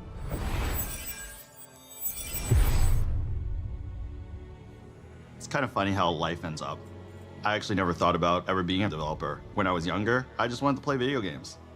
Back in 2007, I was at a regional qualifier playing a game called Warcraft 3. After I qualified for the tournament, someone came up to me, gave me his card, and was like, hey, we're looking for experienced RTS players to join our design team. Naturally, I said, I wasn't interested. I was gonna go to the Nationals, win that, go to the Worlds, win that, easy. Well, it was a good thing I kept that guy's card, because 16 years later, here I am, working on a game that remains so important to me and so many players around the world. Throughout my career, I've stuck to a few guiding principles. When something is broken, you fix it. When something is wrong, you make it right. And if things aren't good enough, you make them better. So without further ado, I'm here to announce patch 2.0 for Warcraft 3 Reforged. Available now, this patch overhauls the environments and lighting and revamps the user interface. In addition, we are up-resing all classic Warcraft 3 assets to HD. You can now customize the type of assets you want to play with and even mix and match if you like. We have also included a bunch of quality of life changes, such as in-game hotkey customization, a revamped ladder, and much, much more. We hope you enjoy this update, which will be available to everyone who owns Reforge. Now, I'm not just here to talk about Warcraft 3. We're also here celebrating 30 years of Warcraft. So not only will Reforge be receiving an update today, but we are also releasing fully remastered versions of Warcraft 2 and 1. So you can experience the story from the very beginning. Okay. I have never played Warcraft These 1 and 2 and 3. have brand new hand-drawn visuals that capture the original art style from each game. And you'll be able to swap between the original graphics and the remastered versions in real time. For Warcraft 1, we added modern controls such as right-click move, bandbox select, and a faster game speed. Both games have also received various UI and UX improvements such as tooltips and health bars, mission select screen, and an increased unit selection. Warcraft 2 will still have multiplayer functionality, and all legacy custom maps will still be fully compatible and playable.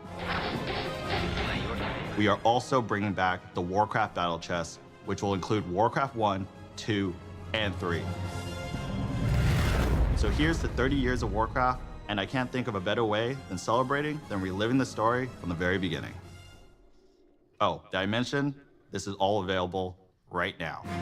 Oh! The tides of darkness have come again. What are you doing, my son? Succeeding you, father. In truth, it was I who was betrayed. You must lead your people to their destiny.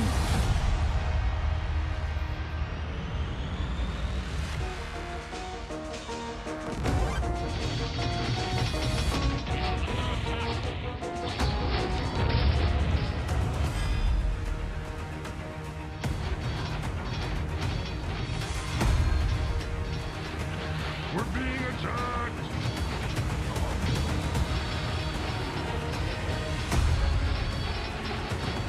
Aye, Captain.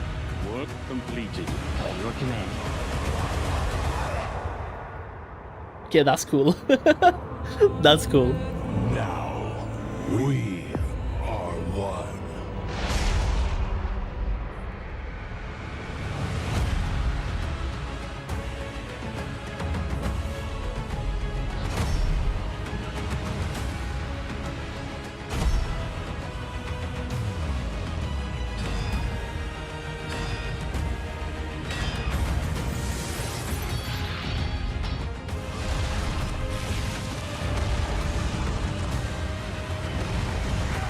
Dude, I don't know why, but that looks so cool.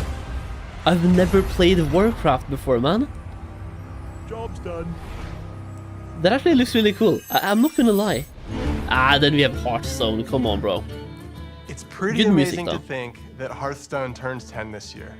It's Mm. been such an incredible decade. Together, we've made the tavern a place for sharing joy, excitement, and some very tall tales indeed.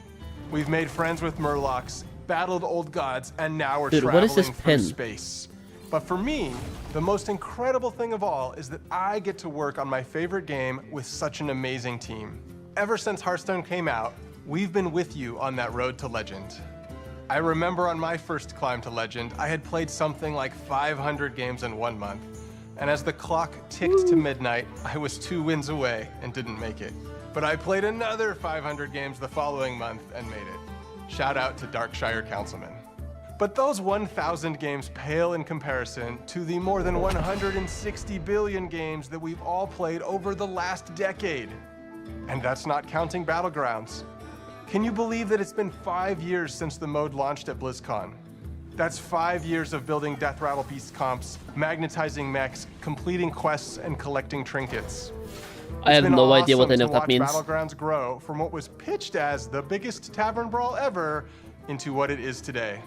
We are so thankful to our community for being with us over this incredible decade, and we're looking forward to the next 10 years in the tavern together. The future is packed with even more places to explore and adventures to share. More expansions, more mini sets, and more surprises. Now, let's take a look at what's just around the corner. One of the amazing things of working at Blizzard is getting to watch other teams pushing the boundaries on their own games. I think we're all genuinely fans of what our coworkers are up to, and it's really special when we find moments to collaborate. What's up, everybody? I hope you're enjoying your adventures among the stars in the Great Dark Beyond. We loved working on this expansion and wanted to take our next mini set further into the cosmos than ever before. Prepare to travel beyond Azeroth, beyond Warcraft, and into Heroes of StarCraft. I'm super excited for this mini set. It's the first time we've ever explored another universe this deeply in Hearthstone. A ton of people on the team have so much love for StarCraft, so being able to bring it into the Hearthstone Tavern has been incredible. Some might say, it's about time. Obviously, we knew we had to go big. The Zerg, Terran, and Protoss factions are represented on cards via a faction banner. Not only do the cards in each faction work well with one another, they're also usable across multiple classes. Each of the factions also has a hero card featuring one of the most iconic faces from StarCraft. The Zerg are led by the Queen of Blades herself, Sarah Kerrigan. She gives Death Knights, Hunters, Warlocks, and Demon Hunters access to an aggro playstyle with near endless swarms of Zerg cards. After all, what would a StarCraft mini set even be without its own version of a Zerg rush? For the Protoss, we have the legendary Artanis, seeking to unify his people. He grants his powers to druids, mages, priests, and rogues. He focuses on powerful, high mana cost units, and uses the psionic powers of the Protoss to make those cards cheaper. And finally, who else could we have to lead the Terran besides the iconic Jim Raynor? Thanks to him, warriors, paladins, and shamans will get a hold of the new starship keyword from the main set. But these aren't your average starships. They're battle cruisers. When we first started working on this mini set, we went to the team and asked, what does this need to have in order to truly feel like StarCraft? We've made sure to represent as many units from StarCraft as possible. There's even one character from Warcraft that snuck their way into the set. Grunty, the Terran armored Murloc. On top of everything else, Heroes of StarCraft has more cards than any mini set we've done before. There's so much to explore here. So many strategies, so many interactions, and so much StarCraft nostalgia. And we might have some special music as well, just for the occasion. Heroes of StarCraft is coming in January 2025. But there's even more coming up for Hearthstone. We're making some big changes to Arena.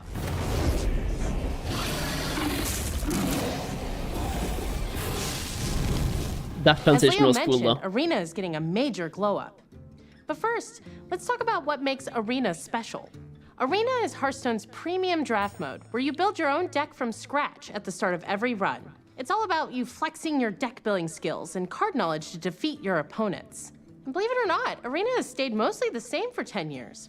So we thought it was finally time for a little bit of an update. From now on, there will be 2 kinds of Arena to choose from. Normal Arena has a shorter format that lets you complete your runs more quickly, but still gives you that awesome competitive Arena experience. And after you've established yourself in the normal Arena, you'll be able to descend into the dark, dank cellar of the tavern, where challengers are engaging in high-stakes card play in our Underground Arena. Underground has a distinctive basement aesthetic, longer runs, and a new feature we call Redraft on Loss. This means that when you lose, you'll have the option to redraft cards and edit your deck, refining it to up your chances of winning as you take on more hardened challengers. We heard you also want a way to show off that you're an Arena champion. We got you. Arena ratings will be available for both the normal and underground modes. Ranking for the 2 are separate, with the usual skill-based matchmaking in normal Arena. But in Underground Arena, you'll be throwing caution to the wind and facing off against opponents of all skill levels. Whether you're an Arena veteran or maybe you just haven't clicked that Arena button in a while, we hope these changes offer you another exciting way you can enjoy your time in the tavern with us. And I'm happy to tell you all of this will be coming in the first half of next year. Now, here's Tyler to share even more of what's in store for Hearthstone. Come on, man, enough Hearthstone now. I want to have World of Warcraft. As you can see, we've got a lot of really exciting things planned for the next few updates. But what kind of game director would I be if I didn't spill even more beans about what's coming next? It's going to be the year of the Raptor, and you'll be going on some awesome adventures in some of your favorite Azeroth locations. Next year, we kick things off with one of our most requested settings as we journey into the Emerald Dream. Here, you'll find yourself in the middle of a legendary face-off between the Druids of the Emerald Dream and the forces of the Old Gods. They'll be fighting a high-stakes battle over the fate of the World Tree in our first expansion of the year. And things are going to heat up even more when the Druids of the Flame light up the mini-set. Our second expansion is also Hearthstone's first ever sequel, as we go back to Ungoro Crater. Join Elise on the hunt for a mythical lost Tortolan city. Spoiler alert, keep an eye on that volcano. After uncovering the secrets of the lost city, take part in a grand celebration in the 33.4 mini-set. The party-loving Tortolans are hosting a festival in honor of the mighty dinosaurs of the crater, and we'd hate for you to miss out on all that fun. Closing out the year is our third expansion, where you'll travel with Chromie through alternate realities to recruit legendary Warcraft heroes like you've never seen them before. This all leads to an epic showdown against Murozond at the end of time, and you won't believe what happens next. You've seen just how much we've got in store for you over the next year. Heroes of StarCraft, revamped arena, and 3 awesome expansions. We're incredibly excited, and we hope you're incredibly excited. Thank you so much for being I part am of this very incredible excited journey. to not play 10 Hearthstone. years in, and our adventures in the tavern together are only just beginning.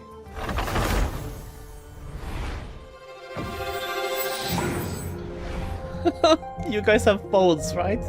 You have phones, right? You have phones? Blizzard has this awesome tradition of sharing the journey that each team took to bring their games to life.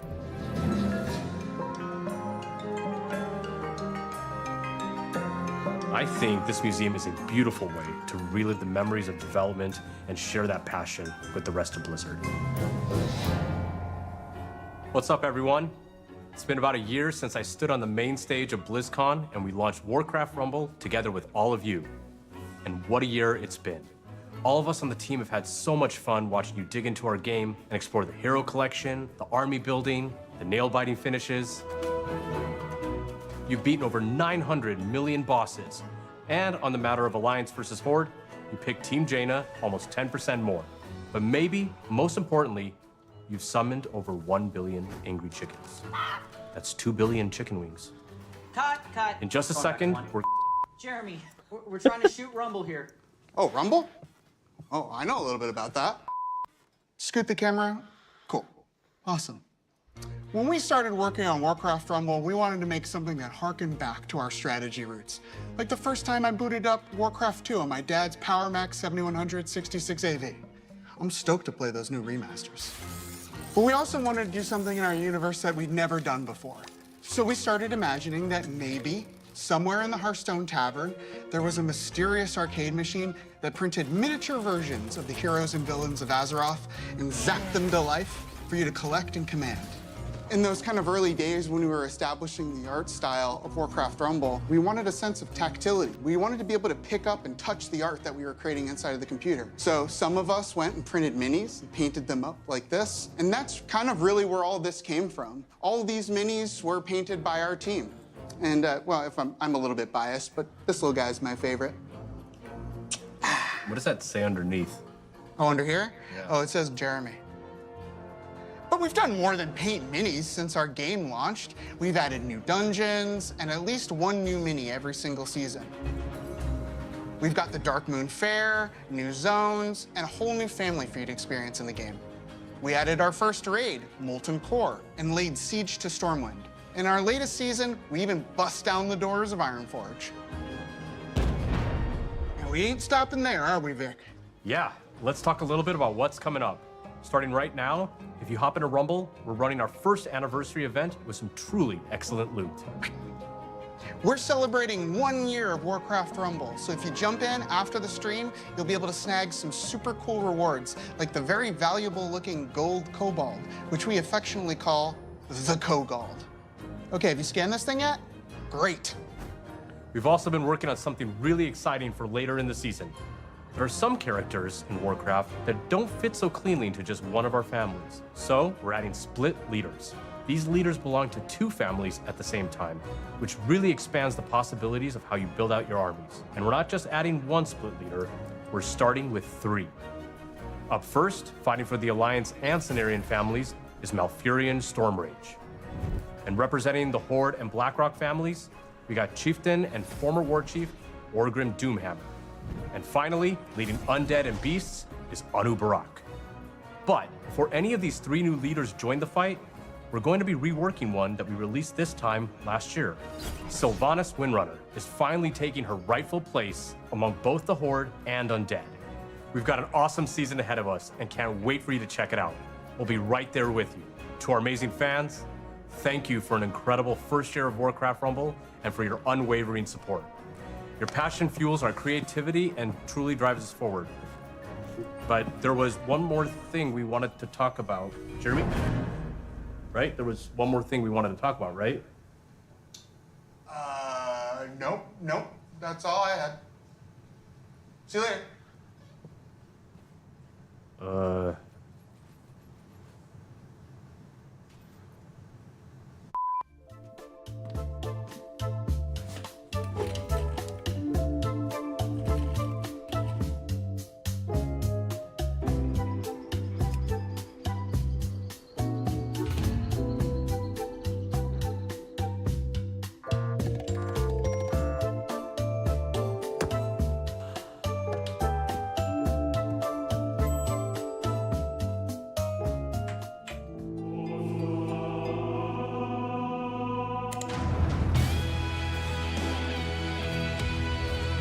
Okay. We can play Rumble on PC. Interesting.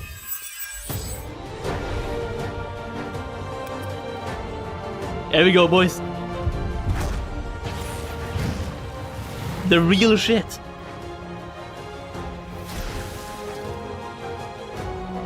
You have your PCs, right? We are so excited Bingo that you're card. here to celebrate 20 years of World of Warcraft with us. When the game first came out in 2004, I remember Facebook had just launched. I'd been in the game industry for a handful of years when I picked up WoW, and I was in awe. Even when I was running about and exploring on my Night Elf Hunter, I made friends who would group with me and tackle just about anything, including helping me save 40 gold for my first mount. I loved it. I still do, just like many of you. And as most of you know, the game saw absolutely explosive growth in the early years and brought multiplayer gaming to the mainstream. Come on, there has to be something good here. That in turn created countless friendships, camaraderie, and escape for people every day. It still does 20 years later.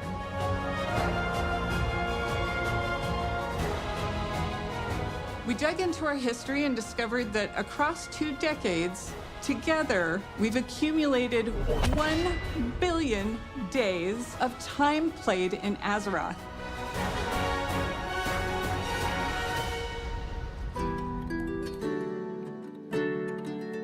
So many of you have joined us over the years. Some of you have met partners in the world and gotten married. Some of you have even named your kids and pets after characters and locations in the game. Veterans from all over the world. Those who are hearing or visually impaired or have physical challenges. We've welcomed seniors, even whole families playing together with their kids, and so many more who call our world home. No matter who you are, when you come to Azeroth, you can live how you want and be who you want to be. It's a gift for so many, and certainly to us. We feel it every day. One of those special stories is live now on Netflix in a documentary called The Remarkable Life of Evelyn. Maud Steen, who played a character named Evelyn, lived a life in Azeroth that he couldn't in the real world.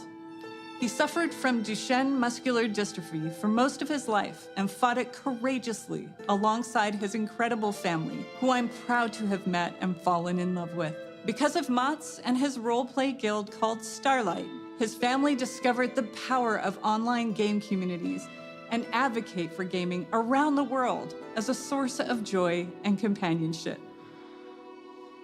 Sadly, Mott's was taken from this world and Azeroth far too soon. Because of Mott's and stories like his, we were inspired to create a charity pet program for Classic and our modern game to support Cure Duchenne, a nonprofit organization dedicated to improving and extending the lives of those affected by Duchenne muscular dystrophy. We want to thank you in advance for giving to this cause that offers support to people just like Mott's. This little cutie is Revan, and he's available until January 6th. He was inspired by the detective agency Mott's created for his busy roleplay life in Azeroth.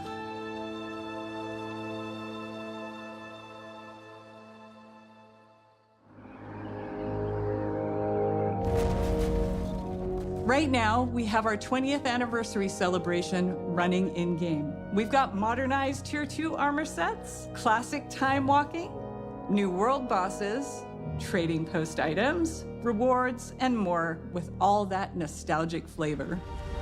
In the War Within expansion that we released a few months ago, we've taken the leap into the first chapter of the World Soul Saga. More coming on that. And of course, Classic is always cooking. But this moment is about you. You're the thundering heart of World of Warcraft and always have been. Stay tuned as we share what we are serving up for you. And thanks for making Azeroth a place you call home.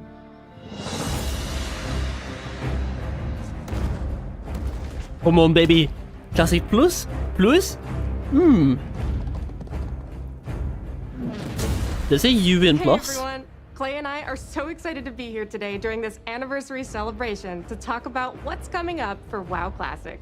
I can't believe that after 20 years, my Orc Warrior is still finding new adventures in Azeroth. Shout out to all my buds on Tacondrius. Feels like just yesterday I was on my Night Elf Druid, ganking some buddies on the Teneris realm at the Crossroads. Sorry about that. Being on the Classic team and getting to help contribute to this incomparable legacy, which has breathed new life into the original Classic experiences, I'm not sure anything compares to it. I love how vocal and passionate our player base is, not only about what parts of WoW's history they want to see come back, but also their passion for things we tried and have experimented with. Speaking of us taking some pretty big swings, in Season of Discovery, we've loved watching you use your new class abilities, take on our all-new level-up raids, find secrets, and team up to defeat Ragnaros and Nefarian. We're looking forward to the AQ war effort unlocking very, very soon here, which will lead right into the launch of the Encourage raid. This will bring new changes and surprises that we can't wait to bring to you. Fun new mechanics, difficulty changes, new rewards. You know us well enough by now to know exactly how we'll mix it up as you wager your sanity for ancient Kiraji riches. Beyond that, for Season of Discovery, we have one more phase to come. We previously announced we will progress through all the phases of the original Classic era. So get ready not only for Naxxramas, but new instance content featuring the Scarlet Crusade, as well as adventures in Deadwind Pass. Yeah, now, dude. To Cataclysm Classic, where we recently launched the legendary Firelands. You've undertaken difficult challenges, besting Ragnaros and his feet, and are hopefully a few steps closer to getting your very own Dragonwrath staff. We're looking forward to bringing you the final phase of Cataclysm Classic when our Hour of Twilight patch and Dragon Soul raid launch early next year. I know you Classic players out there must be curious where we're going next. But let's be honest, you know where we're going next.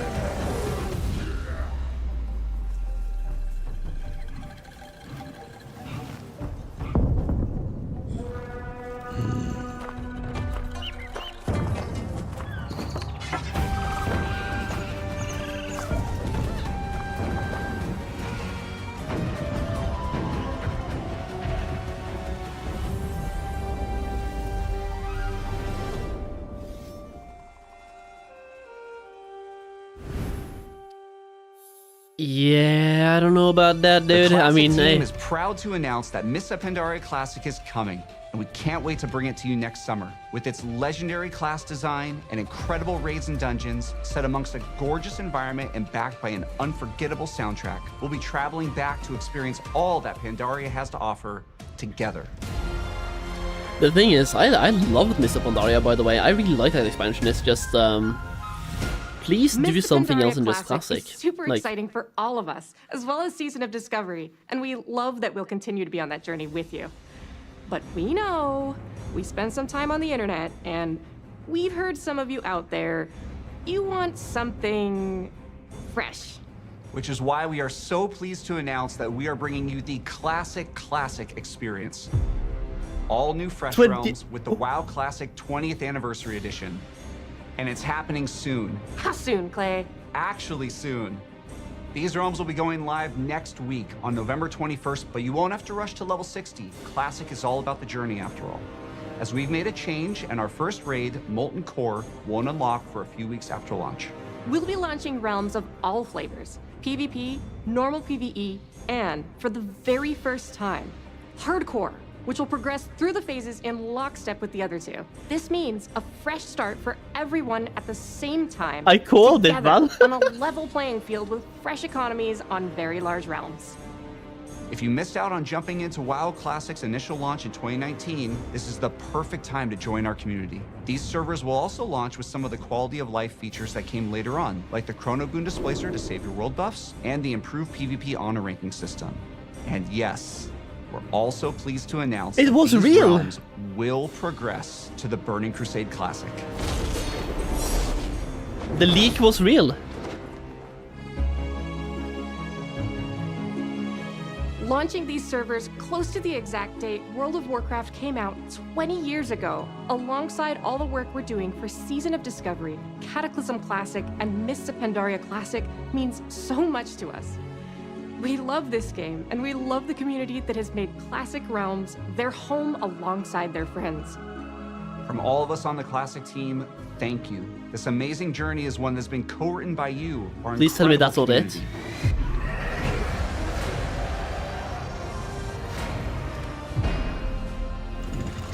Please tell me that. Was that it for Classic? Like, was that everything for Classic?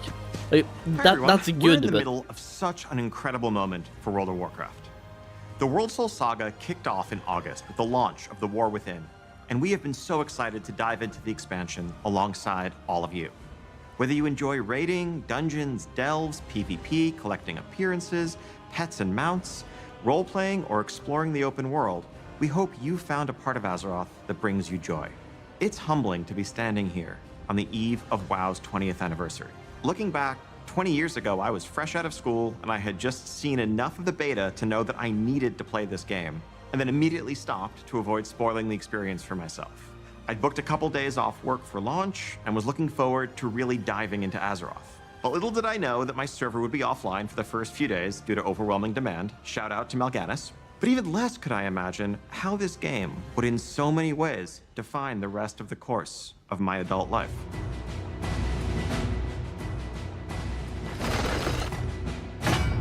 So, let's talk about what's coming up for World of Warcraft, starting with what's on the horizon.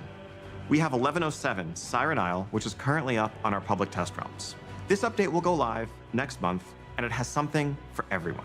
On the narrative front, this update includes epilogue questlines for Dalaran and the Kirin Tor. No spoilers, but this storyline features the mysterious Haranir, who also played a starring role in our expansion release cinematic. We'll also get into the prologue for where we're going next, but more on that in a minute.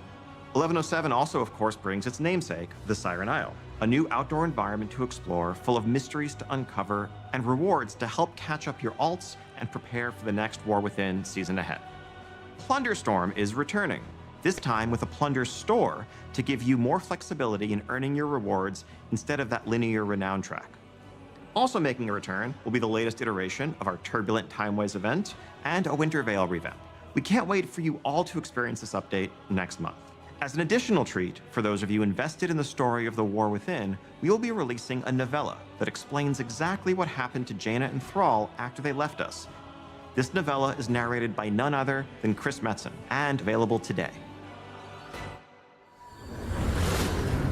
Did he just say I know from the many of you store? have already seen 1107, but you have to be wondering where the War Within is going to take us after that. Okay, so following Xal'atath's trail is going to lead us to a location that I've been personally excited about since we first settled on the idea of an underground expansion. The Undermine. The capital of the Goblins' trade empire. Fittingly, our name for the 11.1 patch is Undermined with a D. Now, this is a city unlike any city we've seen before in World of Warcraft, standing as a testament to the intelligence and creativity of the goblins as masters of technology and alchemy. And as our adventures continue, we will learn more about goblin culture than ever before. What's important to them, what problems they're trying to solve, what they're capable of as a society. Everything that makes them truly unique, beyond the humor and the explosions. Though, just to be clear, there's going to be a whole lot of explosions. You'll arrive at an Undermine that's plunged into conflict between the 4 major goblin cartels: Steamweedle, Blackwater, Bilgewater, and of course, the Venture Company. You will align yourself with a group of your choice and run into notorious goblins like Monty Gazlo, Renzik the Shiv, Baron Revelgaz, Marin Noggenfogger, and more. Now, if you're going to be in cahoots with a goblin cartel, you can't be seen rolling around in anything less than a truly blinged out ride. So early on, you'll earn a vehicle designed just for Undermine to push the boundaries of locomotion within World of Warcraft. Undermine was built for speed, with roads designed for driving, which is just as well because this car travels much, much faster than your regular ground mounts. You can also further adjust your car's driving characteristics. Do you prefer grip or do you want to drift more? Do you want more acceleration, even if it's going to come at the expense of your top speed? That's up to you. You can try it all and rule the streets of Undermine, living your life 440 yards at a time. We'll also be adding a new dungeon in Undermined, Operation Floodgate, which is a race to stop a group of goblins from blowing a dam that would bring ruin to the Ringing Deeps. This dungeon will also be immediately available as part of our new Season 2 dungeon pool on Heroic, Mythic, and Mythic Plus difficulties, alongside the 4 other launch dungeons and 3 returning legacy dungeons. Now, we'll have many more details in the weeks ahead, but I can tell you that one of those legacy dungeons, naturally, in light of our goblin theme here, is the Motherlode from Battle for Azeroth. Continuing to build upon one of our favorite parts of the War Within, this new zone brings with it 2 new delves for you to explore, and we're creating new variations on the existing delves. We're also introducing seasonal updates to Bran Bronzebeard, a new adversary to follow Zekvir, and a new set of goblin-inspired curios for Bran. Of course, a new season also means a new raid zone. We have an 8-boss raid called The Liberation of Undermine coming your way, which takes you through the streets of the city and into the magnificent Galagio, brimming with color and extravagance that also hides the dark secrets of its owner, the one and only Gallywix. And for the arena PvPers out there, we're also introducing a new arena map set right amidst the city.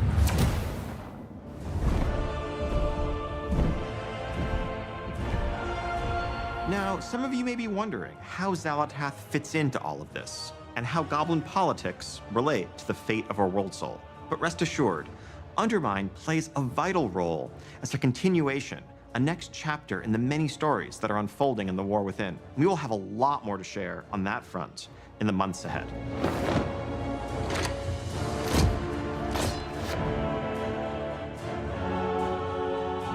And that is just the beginning of what we have planned for the next year. Now, as you can see, 2025 is going to be an incredible year for both modern and classic WoW players.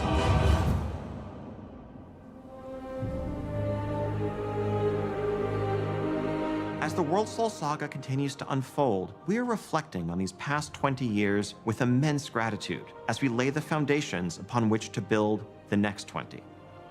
On behalf of the entire World of Warcraft team, thank you so much for being the heart of the history of Azeroth.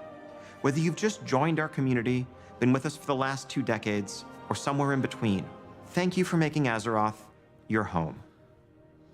And speaking of home, the team does have one more thing to share with you.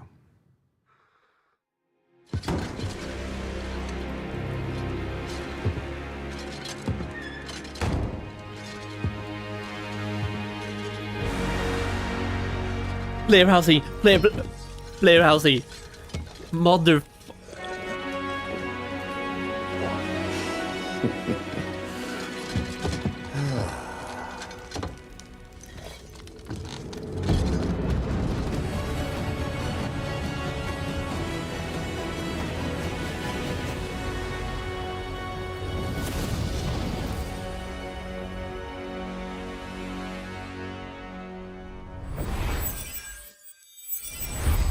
Thank you for joining us today and for being with us for the past 3 decades. The Warcraft Player universe is a housing? living, breathing world that's been experienced by over 250 million players around the globe. That's millions of stories of adventure, laughter, and true connection. And as the years have passed and our communities have grown and evolved, the statue behind us reminds us all how important Warcraft is and continues to be.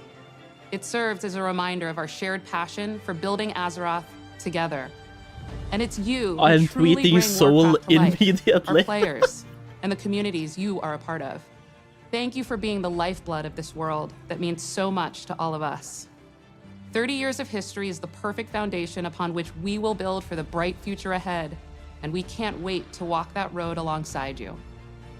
And before we go, we want to share something very special. This September, 190 performers took to the stage to celebrate 20 years of World of Warcraft with a series of concerts in Switzerland. Prepare to dive back into the history of World of Warcraft through its incredible soundtrack performed live. And whether this music invokes cherished memories or you're hearing some of these pieces for the first time, we hope you enjoy the performance. Here's to the next 30 years.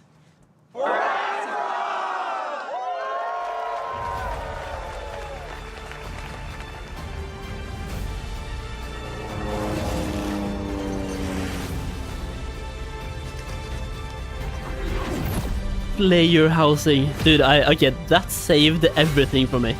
That saved everything. Yo, dude, Myrvold, what's up, man? Yeah, dude.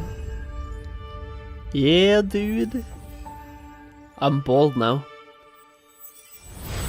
Oh my days, dude. Like, okay, that special announcement was the second best thing it could have been. The second best thing. The best would have been Classic Plus, but that was the second best. Wait, this is the Music of Warcraft thing, right? I'm not gonna lie, I'm not gonna listen to that, if that is what it is. And I believe this is what it is, right? The Music of Warcraft. Yeah, that's the Music of Warcraft, so I'm not gonna watch that, I think. That's fine. Thank you for the Warcraft Direct, but I don't need the Music of Warcraft. I am sorry. I am sorry, man. That was insane, though. Okay, let's go to the bingo card and start, like, looking at what we actually did here. Like, what we actually got right. I thought a guy in player housing looked awkwardly a lot like a Rin.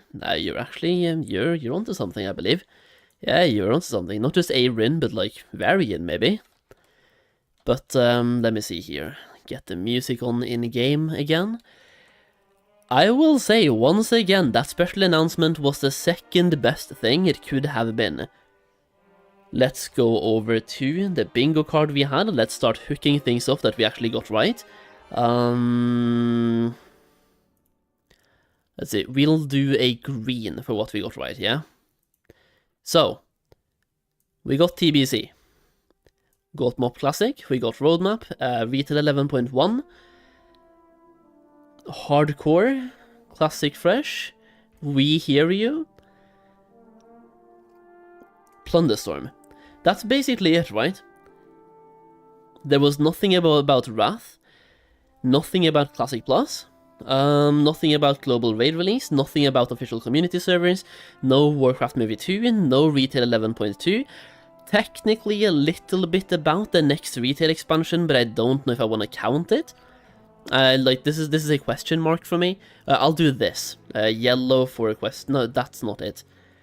Okay, we'll do blue for a question mark. Because I just don't know how I want to count that one. I don't know if I want to count that one. Wrath, no Wrath, I'm sad. No Classic Plus, I'm sad. No Retail 11.2, no What's After Sod, no Warcraft movie. No and no.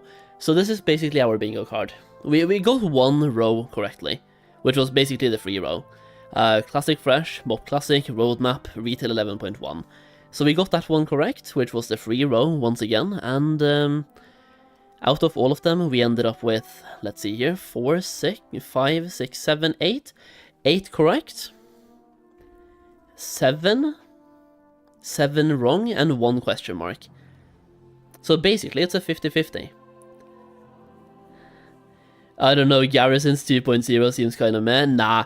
The thing is, I'm not gonna get into it, but Garrisons were never player housing. Garrisons were never supposed to be player housing either, so like, that's fine. But anyone who thinks it was, that's also fine. Like, there are no wrong assumptions here, but also, like, being dumb is not wrong. And it's not bad. It's just a thing. It is what it is. So player housing is going to be insane. I can't wait. Next retail expansion is kind of like, they kind of hinted towards it, but they didn't really reveal anything other than the player housing part. I'm really sad about some of these though. Like, I'm going to let's see if we can get a new color in here.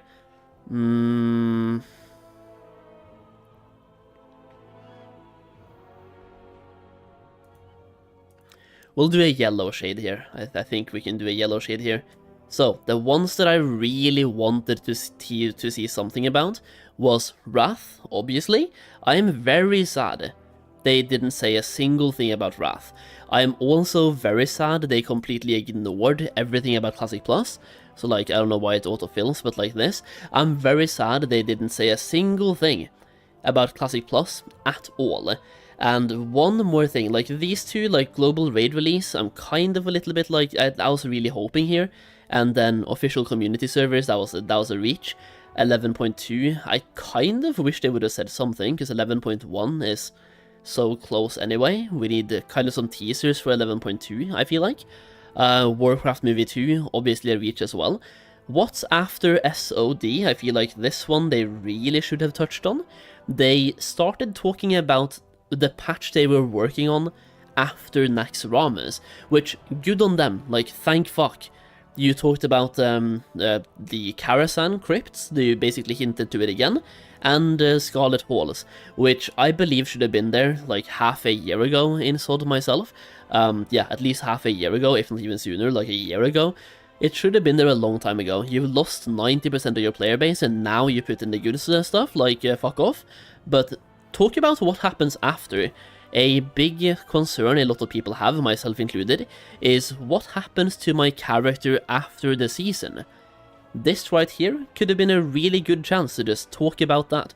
It would have taken literally 30 seconds. So that's kind of shit. Yeah, like, it's a season, so no continuation, I guess. But those last two words is basically what everyone is saying. Everyone is guessing. Now, just to mention what could happen afterwards, I'm going to put this into writing, I guess. Or, I mean, we can just basically erase this out now, so I could put it in writing. But basically, what could happen after the season ends? Number 1. We go into TBC. Number 2, it resets. Number 3, we get a Season of Discovery era server. Number 4, everything gets deleted. Right? Those are all 4 very likely possibilities, and I would like to know what Blizzard is thinking is the most likely one. Because if there will be a continuation, I myself and a lot of other people will be more inclined to play. Meanwhile, if you know it gets deleted afterwards, we're gonna be less inclined to play. Because that way you just know that everything you are doing right now is basically wasted. Which in an MMORPG is kinda trash. But, all of this being said, now I just talked about what's bad that they didn't talk about, right? I put some yellow circles here around the things that I think it's bad that they didn't talk about. Let's do some yellow circles around the greens that I think it was good, like really good that they had in and talked about. What am I doing? I was trying to like do something else here. So we do like this, and we do like this, and we draw. This one right here, Classic Fresh. Unbelievable W. Great, about damn time. This one is like 3 years too late, but about time. And not only are we getting Classic Fresh, we're getting... What are we getting? They said Classic Fresh and normal servers, PvE servers, PvP servers, and hardcore servers, right? So everything fresh. Now, for anyone who's been keeping up with my videos the last 2 weeks, I made a video about a week ago talking about my predictions for this direct stream. I am going to my YouTube right now, but I pulled up some... let me just see if I can pull up the thumbnail of the video so you know what I'm talking about here. Because I made a video about my predictions, and I actually predicted a lot of things that they actually talked about on this stream. So we go over here, we go to my predictions here. When was that predictions video?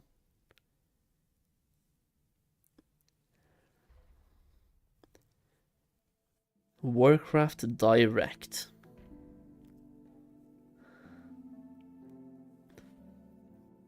Okay, it's actually quite a while ago. Yeah, okay. So 2.5 weeks ago, I made a video called What's Being Announced at Warcraft Direct. And in that video, I said that they were probably announcing Classic Fresh and Hardcore at the same time. And I believe that if you die in Hardcore, you will have the option to transfer over for free to the Fresh regular server. And that way you can basically give Hardcore a try, and if you die, you can just transfer for free to the regular server and keep playing. I believe that's what's gonna happen.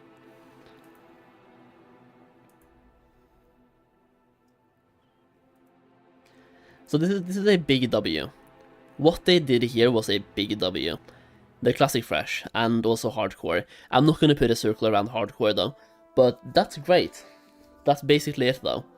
MOP Classic, I'm kinda sad they just announced MOP Classic and didn't do anything else, because MOP Classic in itself is not really that interesting, and everyone knew it was coming.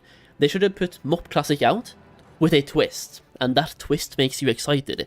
So they should have just like been, this is MOP Classic, and then boom, but just like add something cool, add that one flare effect, add the clickbait, add the shock face, right?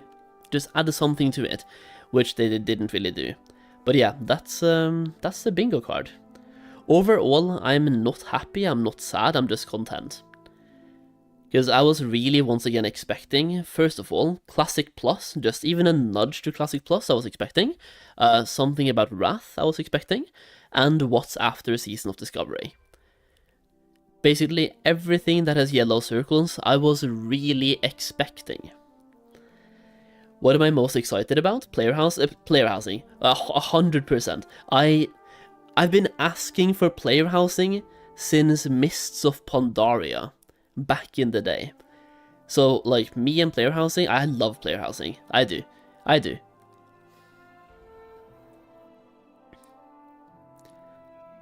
Overall, once again, I'm not super happy, I'm not super sad. It wasn't a great Warcraft Direct, but it wasn't a bad one either, right? You can hate me for saying that, by the way. I'm just not going to sit here and be like, oh, Blizzard, thank you so much. You gave us Classic Fresh. You are my god. You are the best company in the world for this, and I love you. I'm not gonna be that guy at the moment, but some people are, and that's fine. That's not gonna be me though, even though I'm excited for it, and it makes me happy. It's just there's so many more things they could have talked about that they just chose not to, which is sad. Player housing is a thing that they tested out that people used to build in Stormwind Frontgate. Back in the alpha of World of Warcraft? Maybe. Yeah. Player housing is going to be interesting. I want to see what they do here. It's probably going to be something like Final Fantasy, where they have zones for player housing, or like instance, so you go through a portal for player housing. I'm betting. because that also makes it so that there's more. You can have player housing zone 1, zone 2, and zone 3, and it will also put less lag in the world because everything will be instanced, right? And then you have player houses. That could be a good gold sink, though. Imagine you have to pay 1 million gold to buy a house, right? And then also pay taxes on your house, just put in everything from real life to the game. So you have to, you buy the house, you buy the home, you pay gold up front, and you have gold payments monthly. Or, since it's WoW or a game, weekly payments. To keep the home, or some shit, I don't know. But I'm hoping that with player housing we also get a new profession. Two new professions. Number 1, a lumberjack. So somebody who cuts down trees. And number 2, a carpenter. Somebody who turns wood into furniture.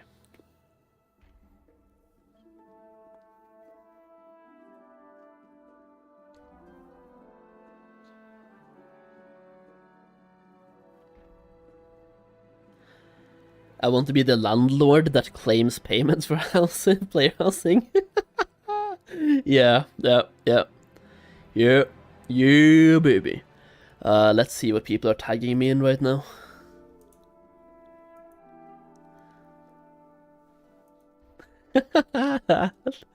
Oh no.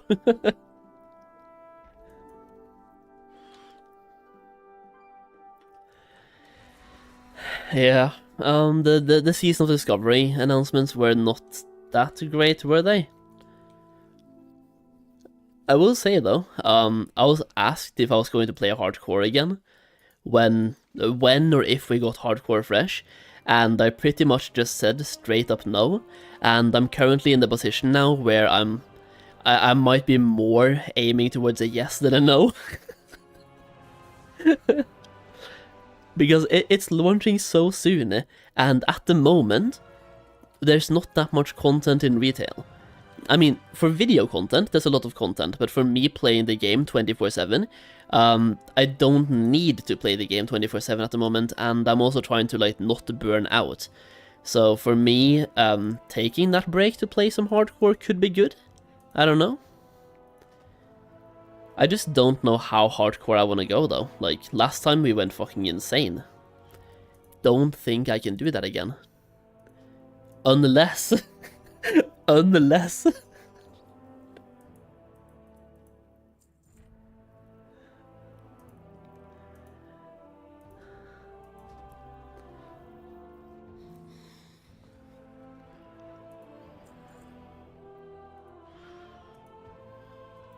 I did pick up the leatherworking quest, right? Yeah, I did. So, yeah, guys, it turns out the leak was real. This is the leak we looked at before the stream, right? And this was exactly the same as the one that was being shown on stream. So the leak was actually real this time. And I'm kind of surprised about that, because what I reacted to was that Cataclysm Classic, both in the Firelands patch and the Hour of Twilight patch, they say Elemental Rune Dungeons twice. And I was just like, they should have called it something else, or like just, I don't know, added something to it. But apparently the leak was real.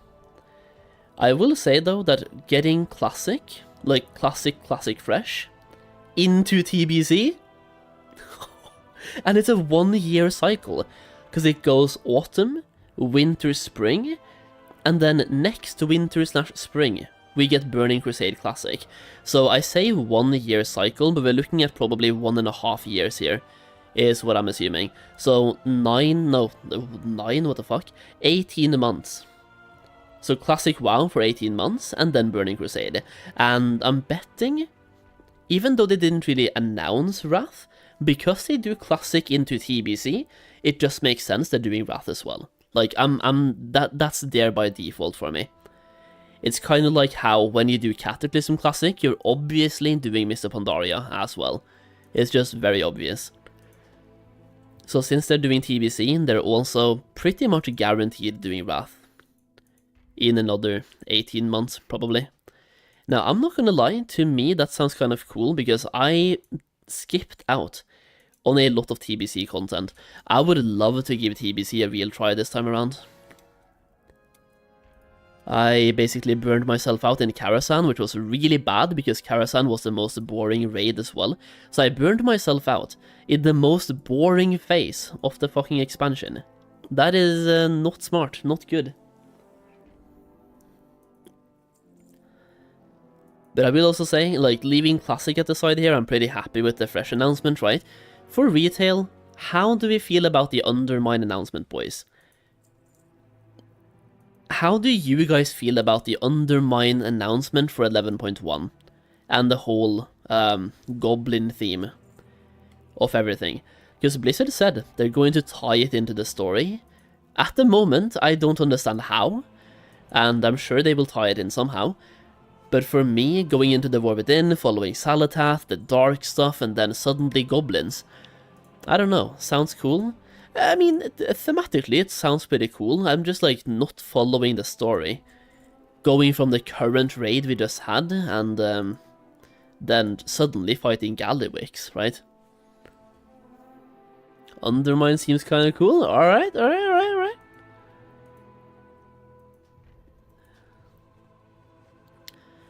I am very much hoping that it's going to be a different version of Mechagon from BFA. Even though I didn't like BFA, by the way, but the Mechagon and Noshtatar patch, they were great. So I'm hoping it's like a Mechagon-like zone, where the zone kind of develops over time, and you can find a lot of secrets there. There are some mounts to hunt, there are some toys to hunt, just a treasure place, basically. And that one was themed around dwarves, no, gnomes, I believe, like Mechagon, Mecha, right? So Mecha gnomes, this time around, could be the same thing, but for goblins. I think it could be a really good both patch and zone.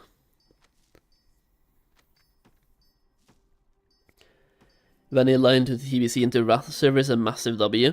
Oh yeah, absolutely.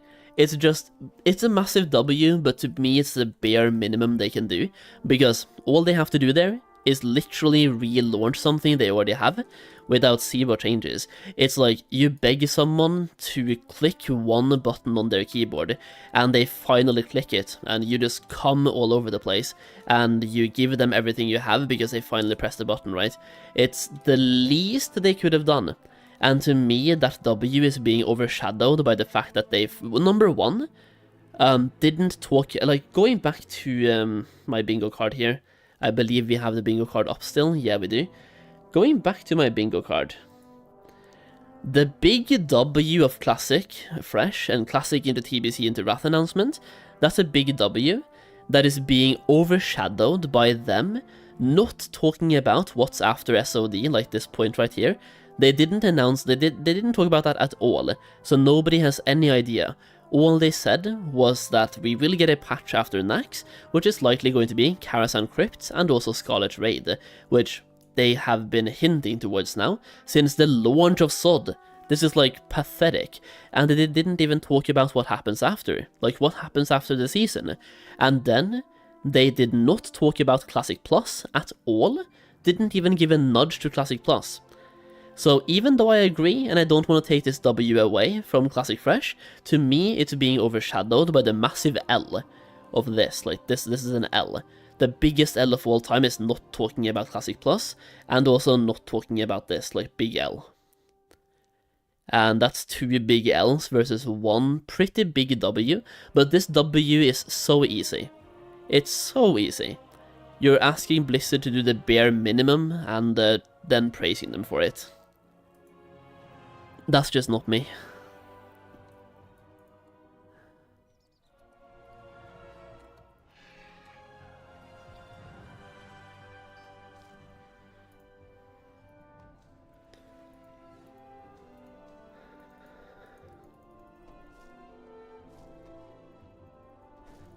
But I'm very happy for the Classic players though, being able to have something that they can play. And it's a week from now. That's pretty good timing. And I might give it a solid try.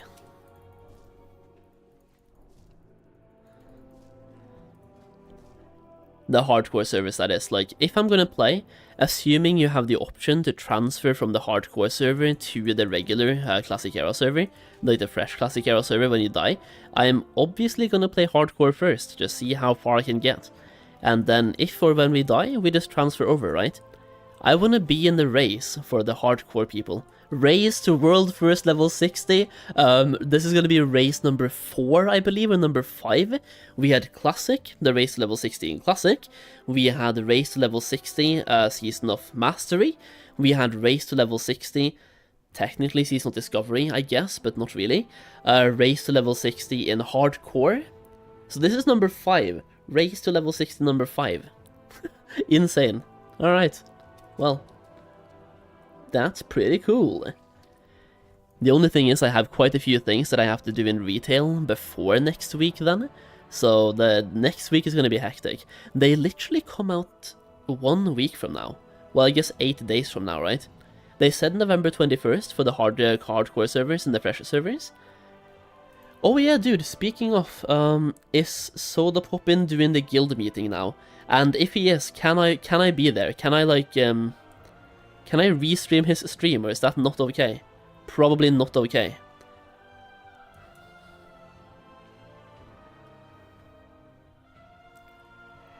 Oh, wait, they have,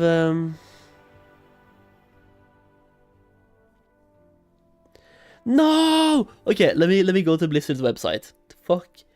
They actually posted stuff that is quite important. Not super duper important, but also not, like, not important.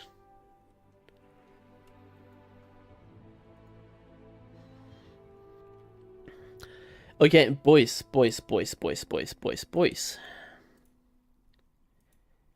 Here we go. We have a Wowhead post here, and this is a Wowhead post about the Classic servers. WoW Classic 20th Anniversary servers. This talks about the realm sizes and the rule sets and everything.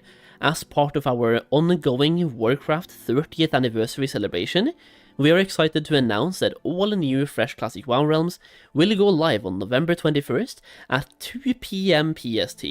So, not knowing time zones, I'm guessing that's around 10 PM Norway time, or Central European time or something, like 10 PM I'm guessing, between 10 PM and midnight, something like that. So that's not bad.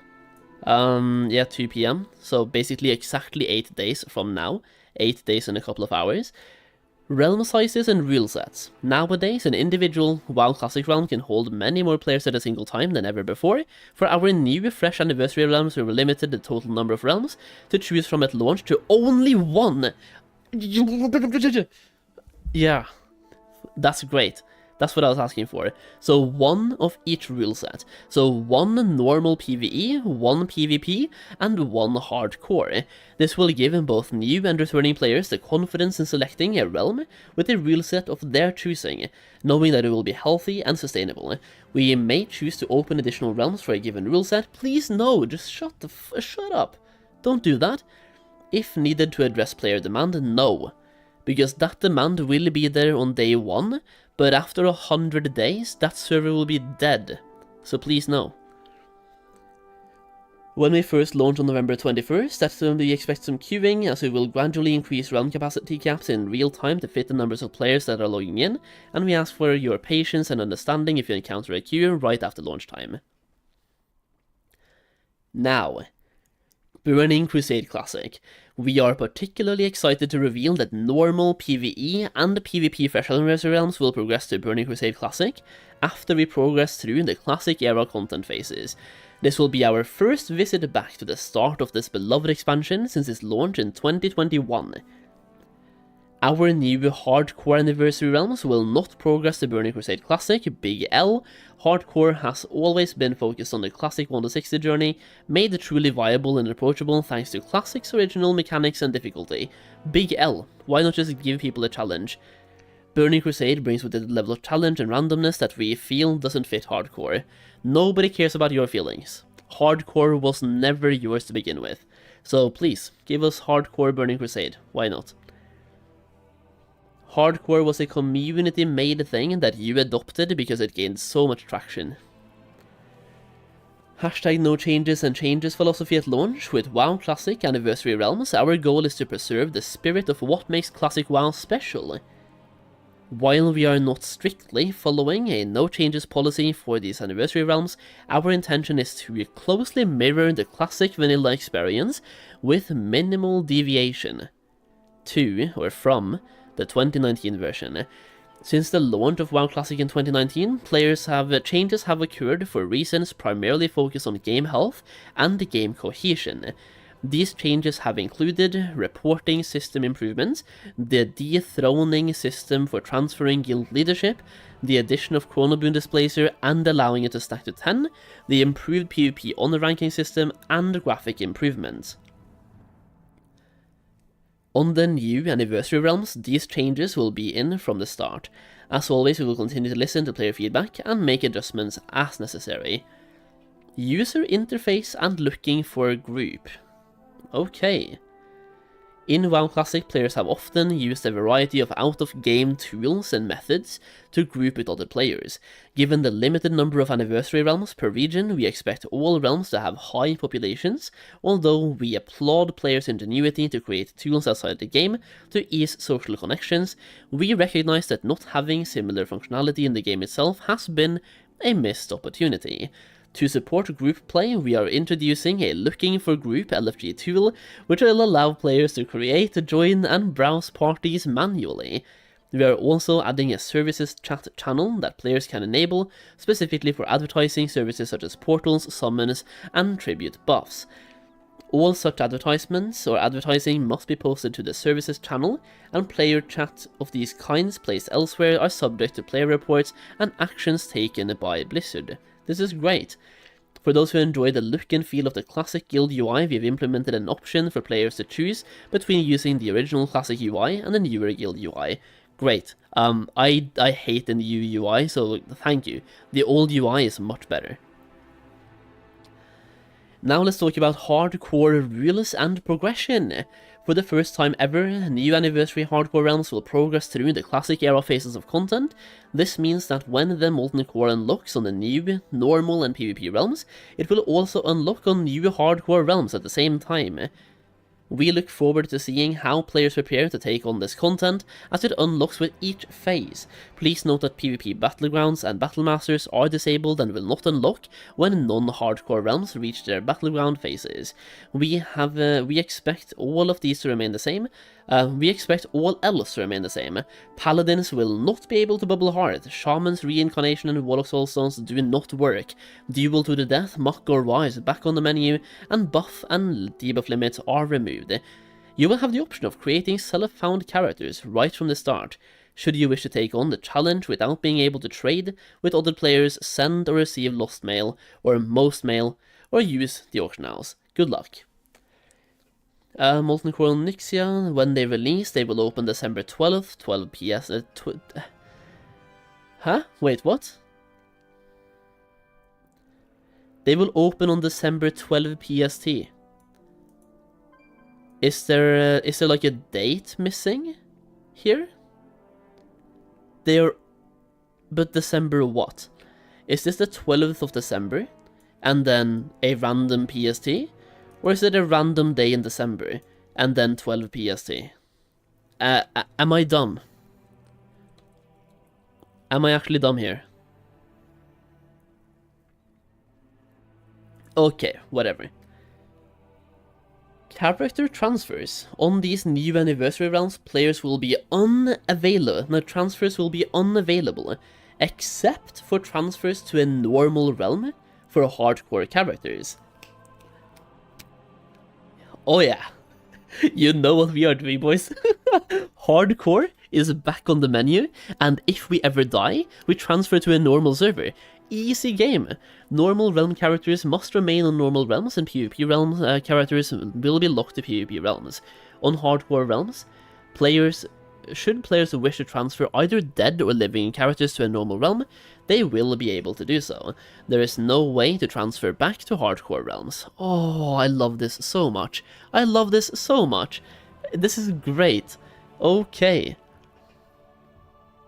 Okay, GDKP.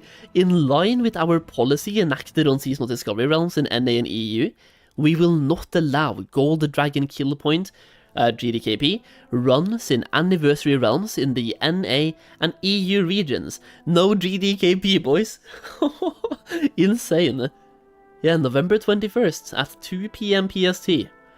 I'm not gonna lie, I might end up playing some hardcore. Yeah, I told myself I wouldn't. I'm not gonna lie. I might. What do we think? What do we think? Is it hardcore time? Is it not hardcore time?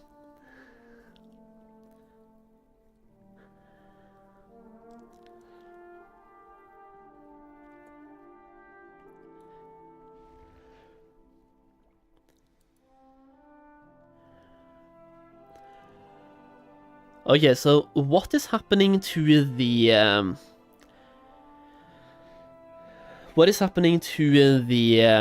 OnlyFans meeting, by the way?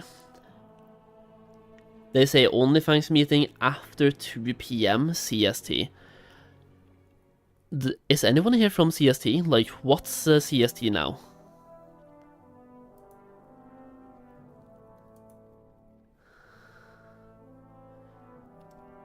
CST now.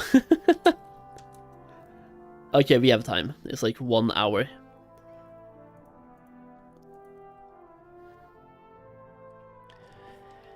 Classic next week? Dude, it's looking like it might happen, bro. There might be a return to Classic next week, I'm not gonna lie. We'll see. That is pretty insane.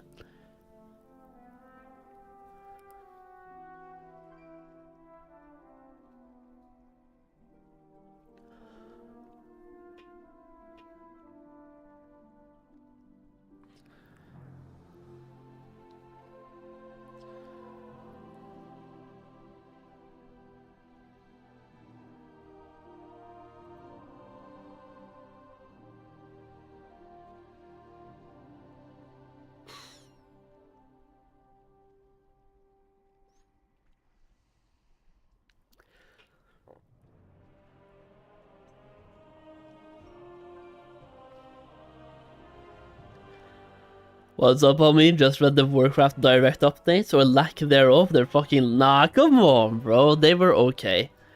They were okay. Yeah.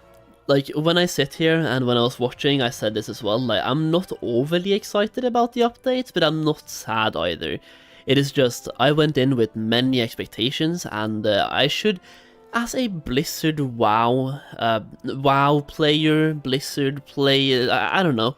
Somebody who consumes Blizzard content, I should know better. But yeah, they're not great, they're not bad, they're just, I'm content. I'm content.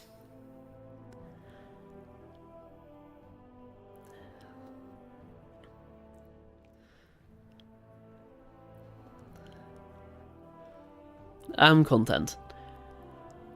Getting Classic fresh, Hardcore fresh, TBC, and also getting player housing, like, to me, that's really good. Hey guys, you wanna play Fresh Progress again? No, thank you. Yeah, no, but that's your personal opinion, though. A vast majority of people that are currently playing Classic, they want that experience again. And I say that knowing these realms, they will pop the fuck off. Oh yeah, I mean, we have the picture here. It was leaked before the stream. So basically, the Classic Fresh thing is Season of Discovery. Not Season of Discovery. WoW Classic 20th Anniversary Edition launches next week. So we're getting, these are fresh servers. We will get 1 PvP server, 1 PvE server, and 1 hardcore server. Launching at the same time next week, 8 days from now. And they will go Phase 1, Phase 2, Phase 3, Phase 4, Phase 5, Phase 6. And as you can see on the roadmap here, they go into Burning Crusade Classic. So WoW Classic, 20th Anniversary Edition, launch, blah blah blah, all the way into Burning Crusade.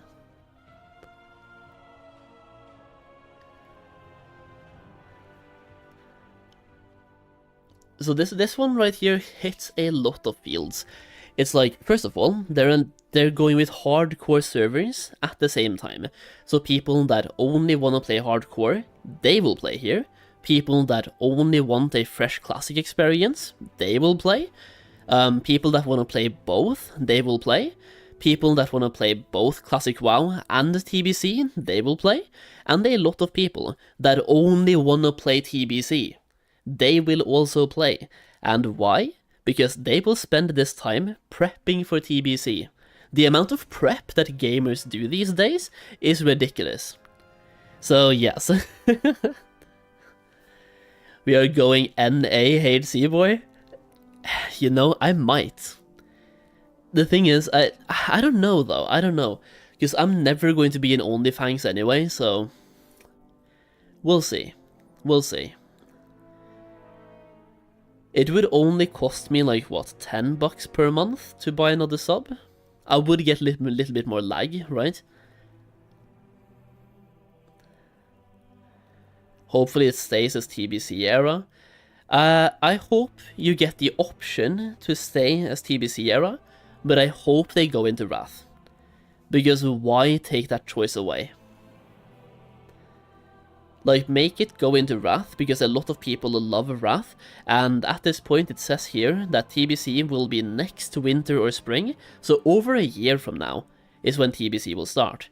So if we assume the same time for Wrath, that means Wrath servers will be out in 2.5 years, right?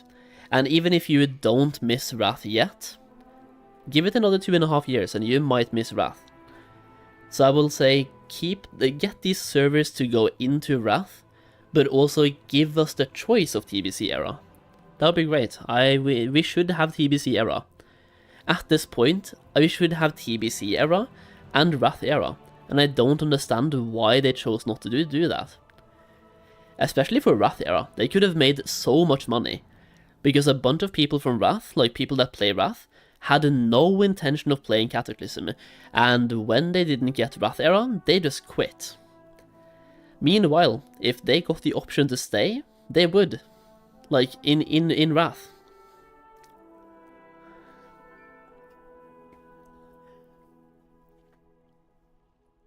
Ashes will likely be out this time next year? Nathan, we need to have a serious discussion, bro. And I'm willing to bet. If you want to bet on this, like, put... That's some cope, if I've ever heard cope. Okay? You are so wrong. No, but have you played? It's not beta. We're playing alpha right now. This is like, imagine World of Warcraft, which had the internal alpha in like, what, 1997, or some bullshit. This is like, the alpha we have right now in Ashes is the family and friends alpha that WoW had, basically, but they choose to do everything public. I was in the NDA alpha. I was in alpha fucking 1. And I was in alpha 1. When did alpha 1 start? No. Okay, Ashes of Creation alpha 1 release date.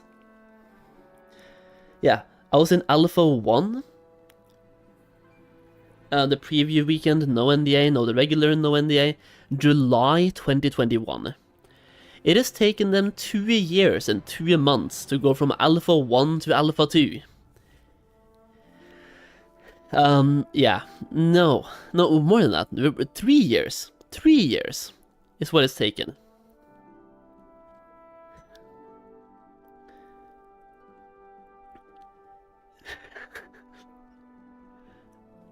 Ashes of Creation will be out in 2027 or 2028. At very best, and I mean very best, like insanely good, late 2026. And like late 2026. Very best. Having played Alpha 1 and very recently Alpha 2, the progress they have made in about 3 years, this game is not coming out for another 2 or 3 years. Like 3 years, probably. We're looking at 2027.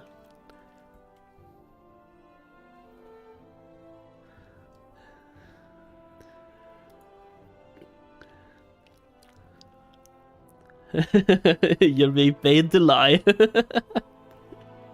Yeah, no, I don't know about that, dude. Okay, let's see if Wowhead has any more updates, because now we have read about the classic servers. What about retail? Is there anything? We have the roadmap. Did they really show anything important for the roadmap? We have 20.7, we have 11.1, 11.2 is coming out summer 2022, what the fuck? 11.2, I mean, summer 2025.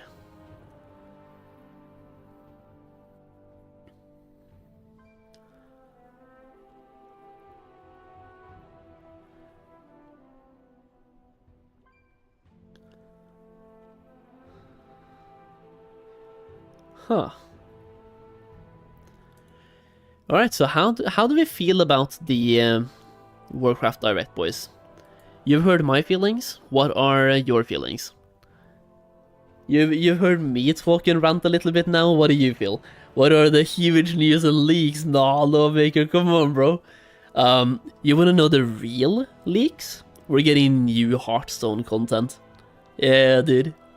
We're getting Hearthstone and StarCraft, right? Hearthstone and StarCraft overlap. Like, when I saw that, I was just like, what the fuck are you doing? Blizzard, what are you doing? Shit, cop-out, letdown, nah, come on, Leifin. We're playing hardcore, bro. Yeah, we're playing hardcore.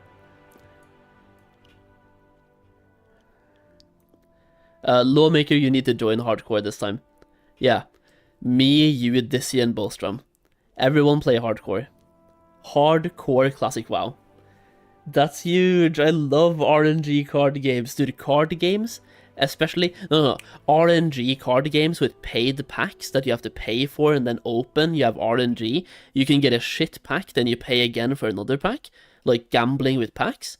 I love it. I don't know, I've never been a huge Hearthstone fan. I think I played Hearthstone once when there was a WoW mount with Hearthstone, like playing Hearthstone. Wasn't that the Heartsteed? Let me see. Heart. Yeah, dude. This ugly ass mount. Yeah. At least I got the mount, right? Yeah. The question is, should I be proud of having this mount? Because, like, if I use this mount right now, everyone knows that I play Hearthstone. Do I really want to have that, like, on me? I don't think so. I don't think so. Like FIFA without the football. Yeah, I don't know. I don't know, man.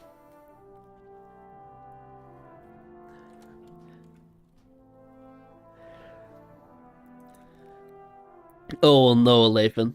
You're gonna be cancelled, bro. I am just really surprised that they announced Classic Fresh and it's 8 days from now. That is insane. 8 days to prepare ourselves for Classic Fresh. Imagine if I go to Reddit right now, like how many people are going to be pissed at Blizzard for not giving them time to get paid time off. The classic WoW player base, like they really want to have that time off. If there's any player base that really wants to have the time off, it's always a classic WoW player base, in my experience. Classic Fresh? Yeah, dude. We're getting Classic Fresh next week on Thursday. We're getting Classic Fresh and Hardcore Fresh at the same time. So, you know, you're playing Fresh. Yeah. You can just call work now and take off on Thursday evening and Friday. And the whole weekend. I also forgot to pick up the quest.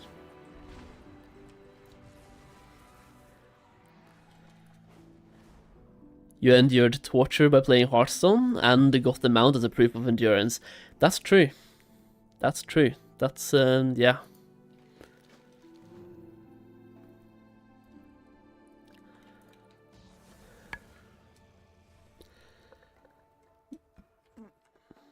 they approved my day off next Friday. Actually, yes. When it comes to taking time off for the Fresh Classic, assuming you work Monday to Friday, it's actually not a bad launch time.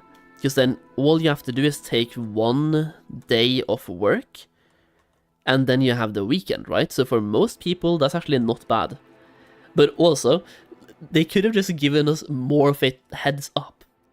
But it's Blizzard. At the same time, they could have given us more time as a heads up. But then they wouldn't have anything to announce, right? So they had to just keep it in their pockets. Typical Blizzard moment. Yeah, it's classic as in vanilla. And it's only going to be 1 server of each type, so 1 PvE server, 1 PvP server, and 1 hardcore server. And on hardcore, you only have 1 life, so if you die, you're dead. But, and this is a big but, not my but, but like a big but.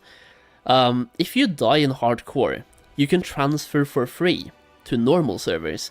So what I'm going to do, for example, is play hardcore, and if I die, like I'm just going to treat it as a experiment, basically, where if I die, I just transfer for free to the regular server and keep playing. Because on hardcore, you basically only have 1 life.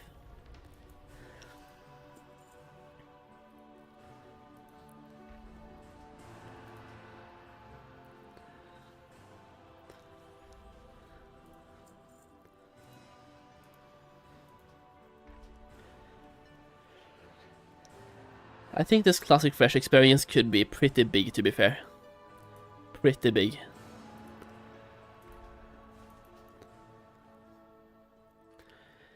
If OnlyFans doesn't go self-found mode, I'm gonna be rich. They're not, by the way. I mean, I guess they're having a meeting about that today, right? But so far, based on the wow. Based on the information I have, they're going guild-found. Which means they're not self-found, but they can trade inside the guild. But you already know somebody's going to break that. Like, that's a rule they have, but somebody's going to break that. So, like, you can get rich. Yeah, easy. Aren't queue times going to be abysmal? Yes, but no. Basically, yes, but no, but Blizzard's answer is we have tech. And, you know, Blizzard tech, boys. Blizzard tech, boys. That is also maybe why they launched the servers the way they do, where now, because of the way they launched them, less people will have the option to get time off work, which means less load on the servers. So I'm guessing it's a strategic decision at the same time.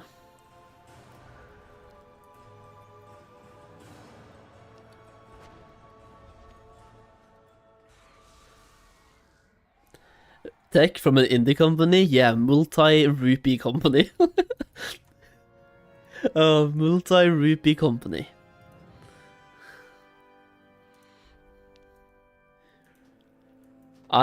For me though, I'm just gonna say, like, once again, when I was asked a month ago if I would play Classic Fresh, I just straight up said no. But because of where we are right now in retail, I don't mind. I'm probably gonna play Classic Fresh. Very likely, yes, very likely. Probably gonna make some videos on Classic Fresh too. Yeah, absolutely.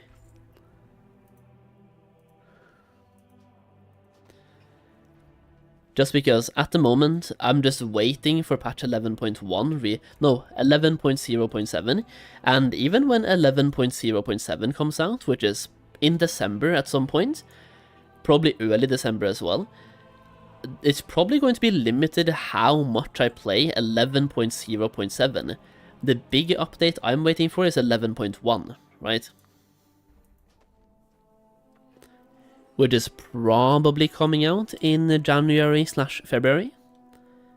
So I have 2 months to just chill with Classic. Maybe. So I guess it's a good thing that I quit Seasonal Discovery that early. Because now I have had time to miss Classic. So that's great.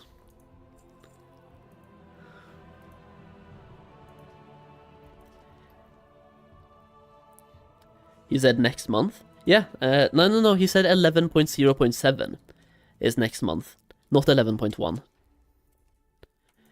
11.0.7 is next month. Am I going to play MOP Classic? Oh yeah. Yeah. I love MOP. I really do. It's just when they announced it, I wasn't super excited because I know it's coming. And I feel like they should, instead of just pushing out MOP Classic, they should do MOP Classic with a twist. I don't know what the twist would be, but instead of just announcing, hey, guys, we're obviously doing MOP Classic, they should have said, and we're doing MOP Classic, and at the end, but, and then just add the flair, add some flavor, add that clickbait, add the thumbnail, add, but we're doing this, like one twist. Just add something, add some spice. They didn't have any spice.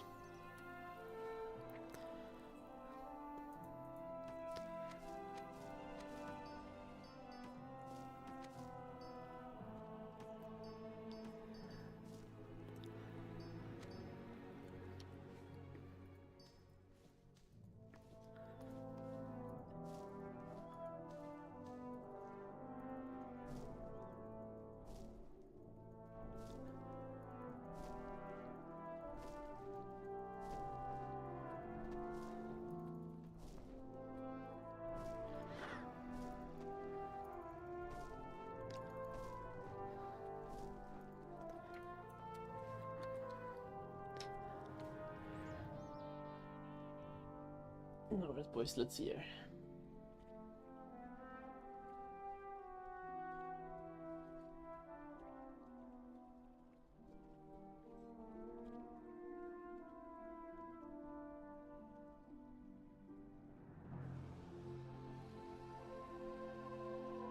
Alright boys, I'm going to end the stream here. I wanted to watch the Warcraft Direct today, and I'll probably have to make some plans now, based on the announcements we had today. So I mean, we got some pretty cool stuff. Once again, I'm pretty happy about what we got announced. I'm just not super excited because there was nothing super exciting outside of just the classic fresh. Like, to me that's exciting, and then player housing. But player housing is next expansion, so that's a long time until. Wow, you cut your hair. Yeah, booyah. Yeah, dude. Yeah, dude. It's been a while now. I think last stream I had cut my hair as well, but I'm short hair now. I'm bald. Did you also get a job? Not really. No, not really. Alright boys, I'm gonna go chill for a bit, and apparently there's an OnlyFans meeting in about half an hour, give or take, I believe, and I'm probably gonna watch that to find out what their plans are, and the thing is, my plans will be a little bit based on what their plans are. I might be intrigued to play on North American servers this time around. We'll see what happens. I'm gonna find out who plays where. Yeah, I'm gonna find out who plays where and take it from there, basically. But I would love to give hardcore a try, and I'm probably going to go live sporadically before next week sometime, like before the launch of Classic, because I want to talk about my plans when I just find out what they are. Either way, thank you for being here today, thank you for watching the Warcraft Direct with me, and I'll see you around. Peace.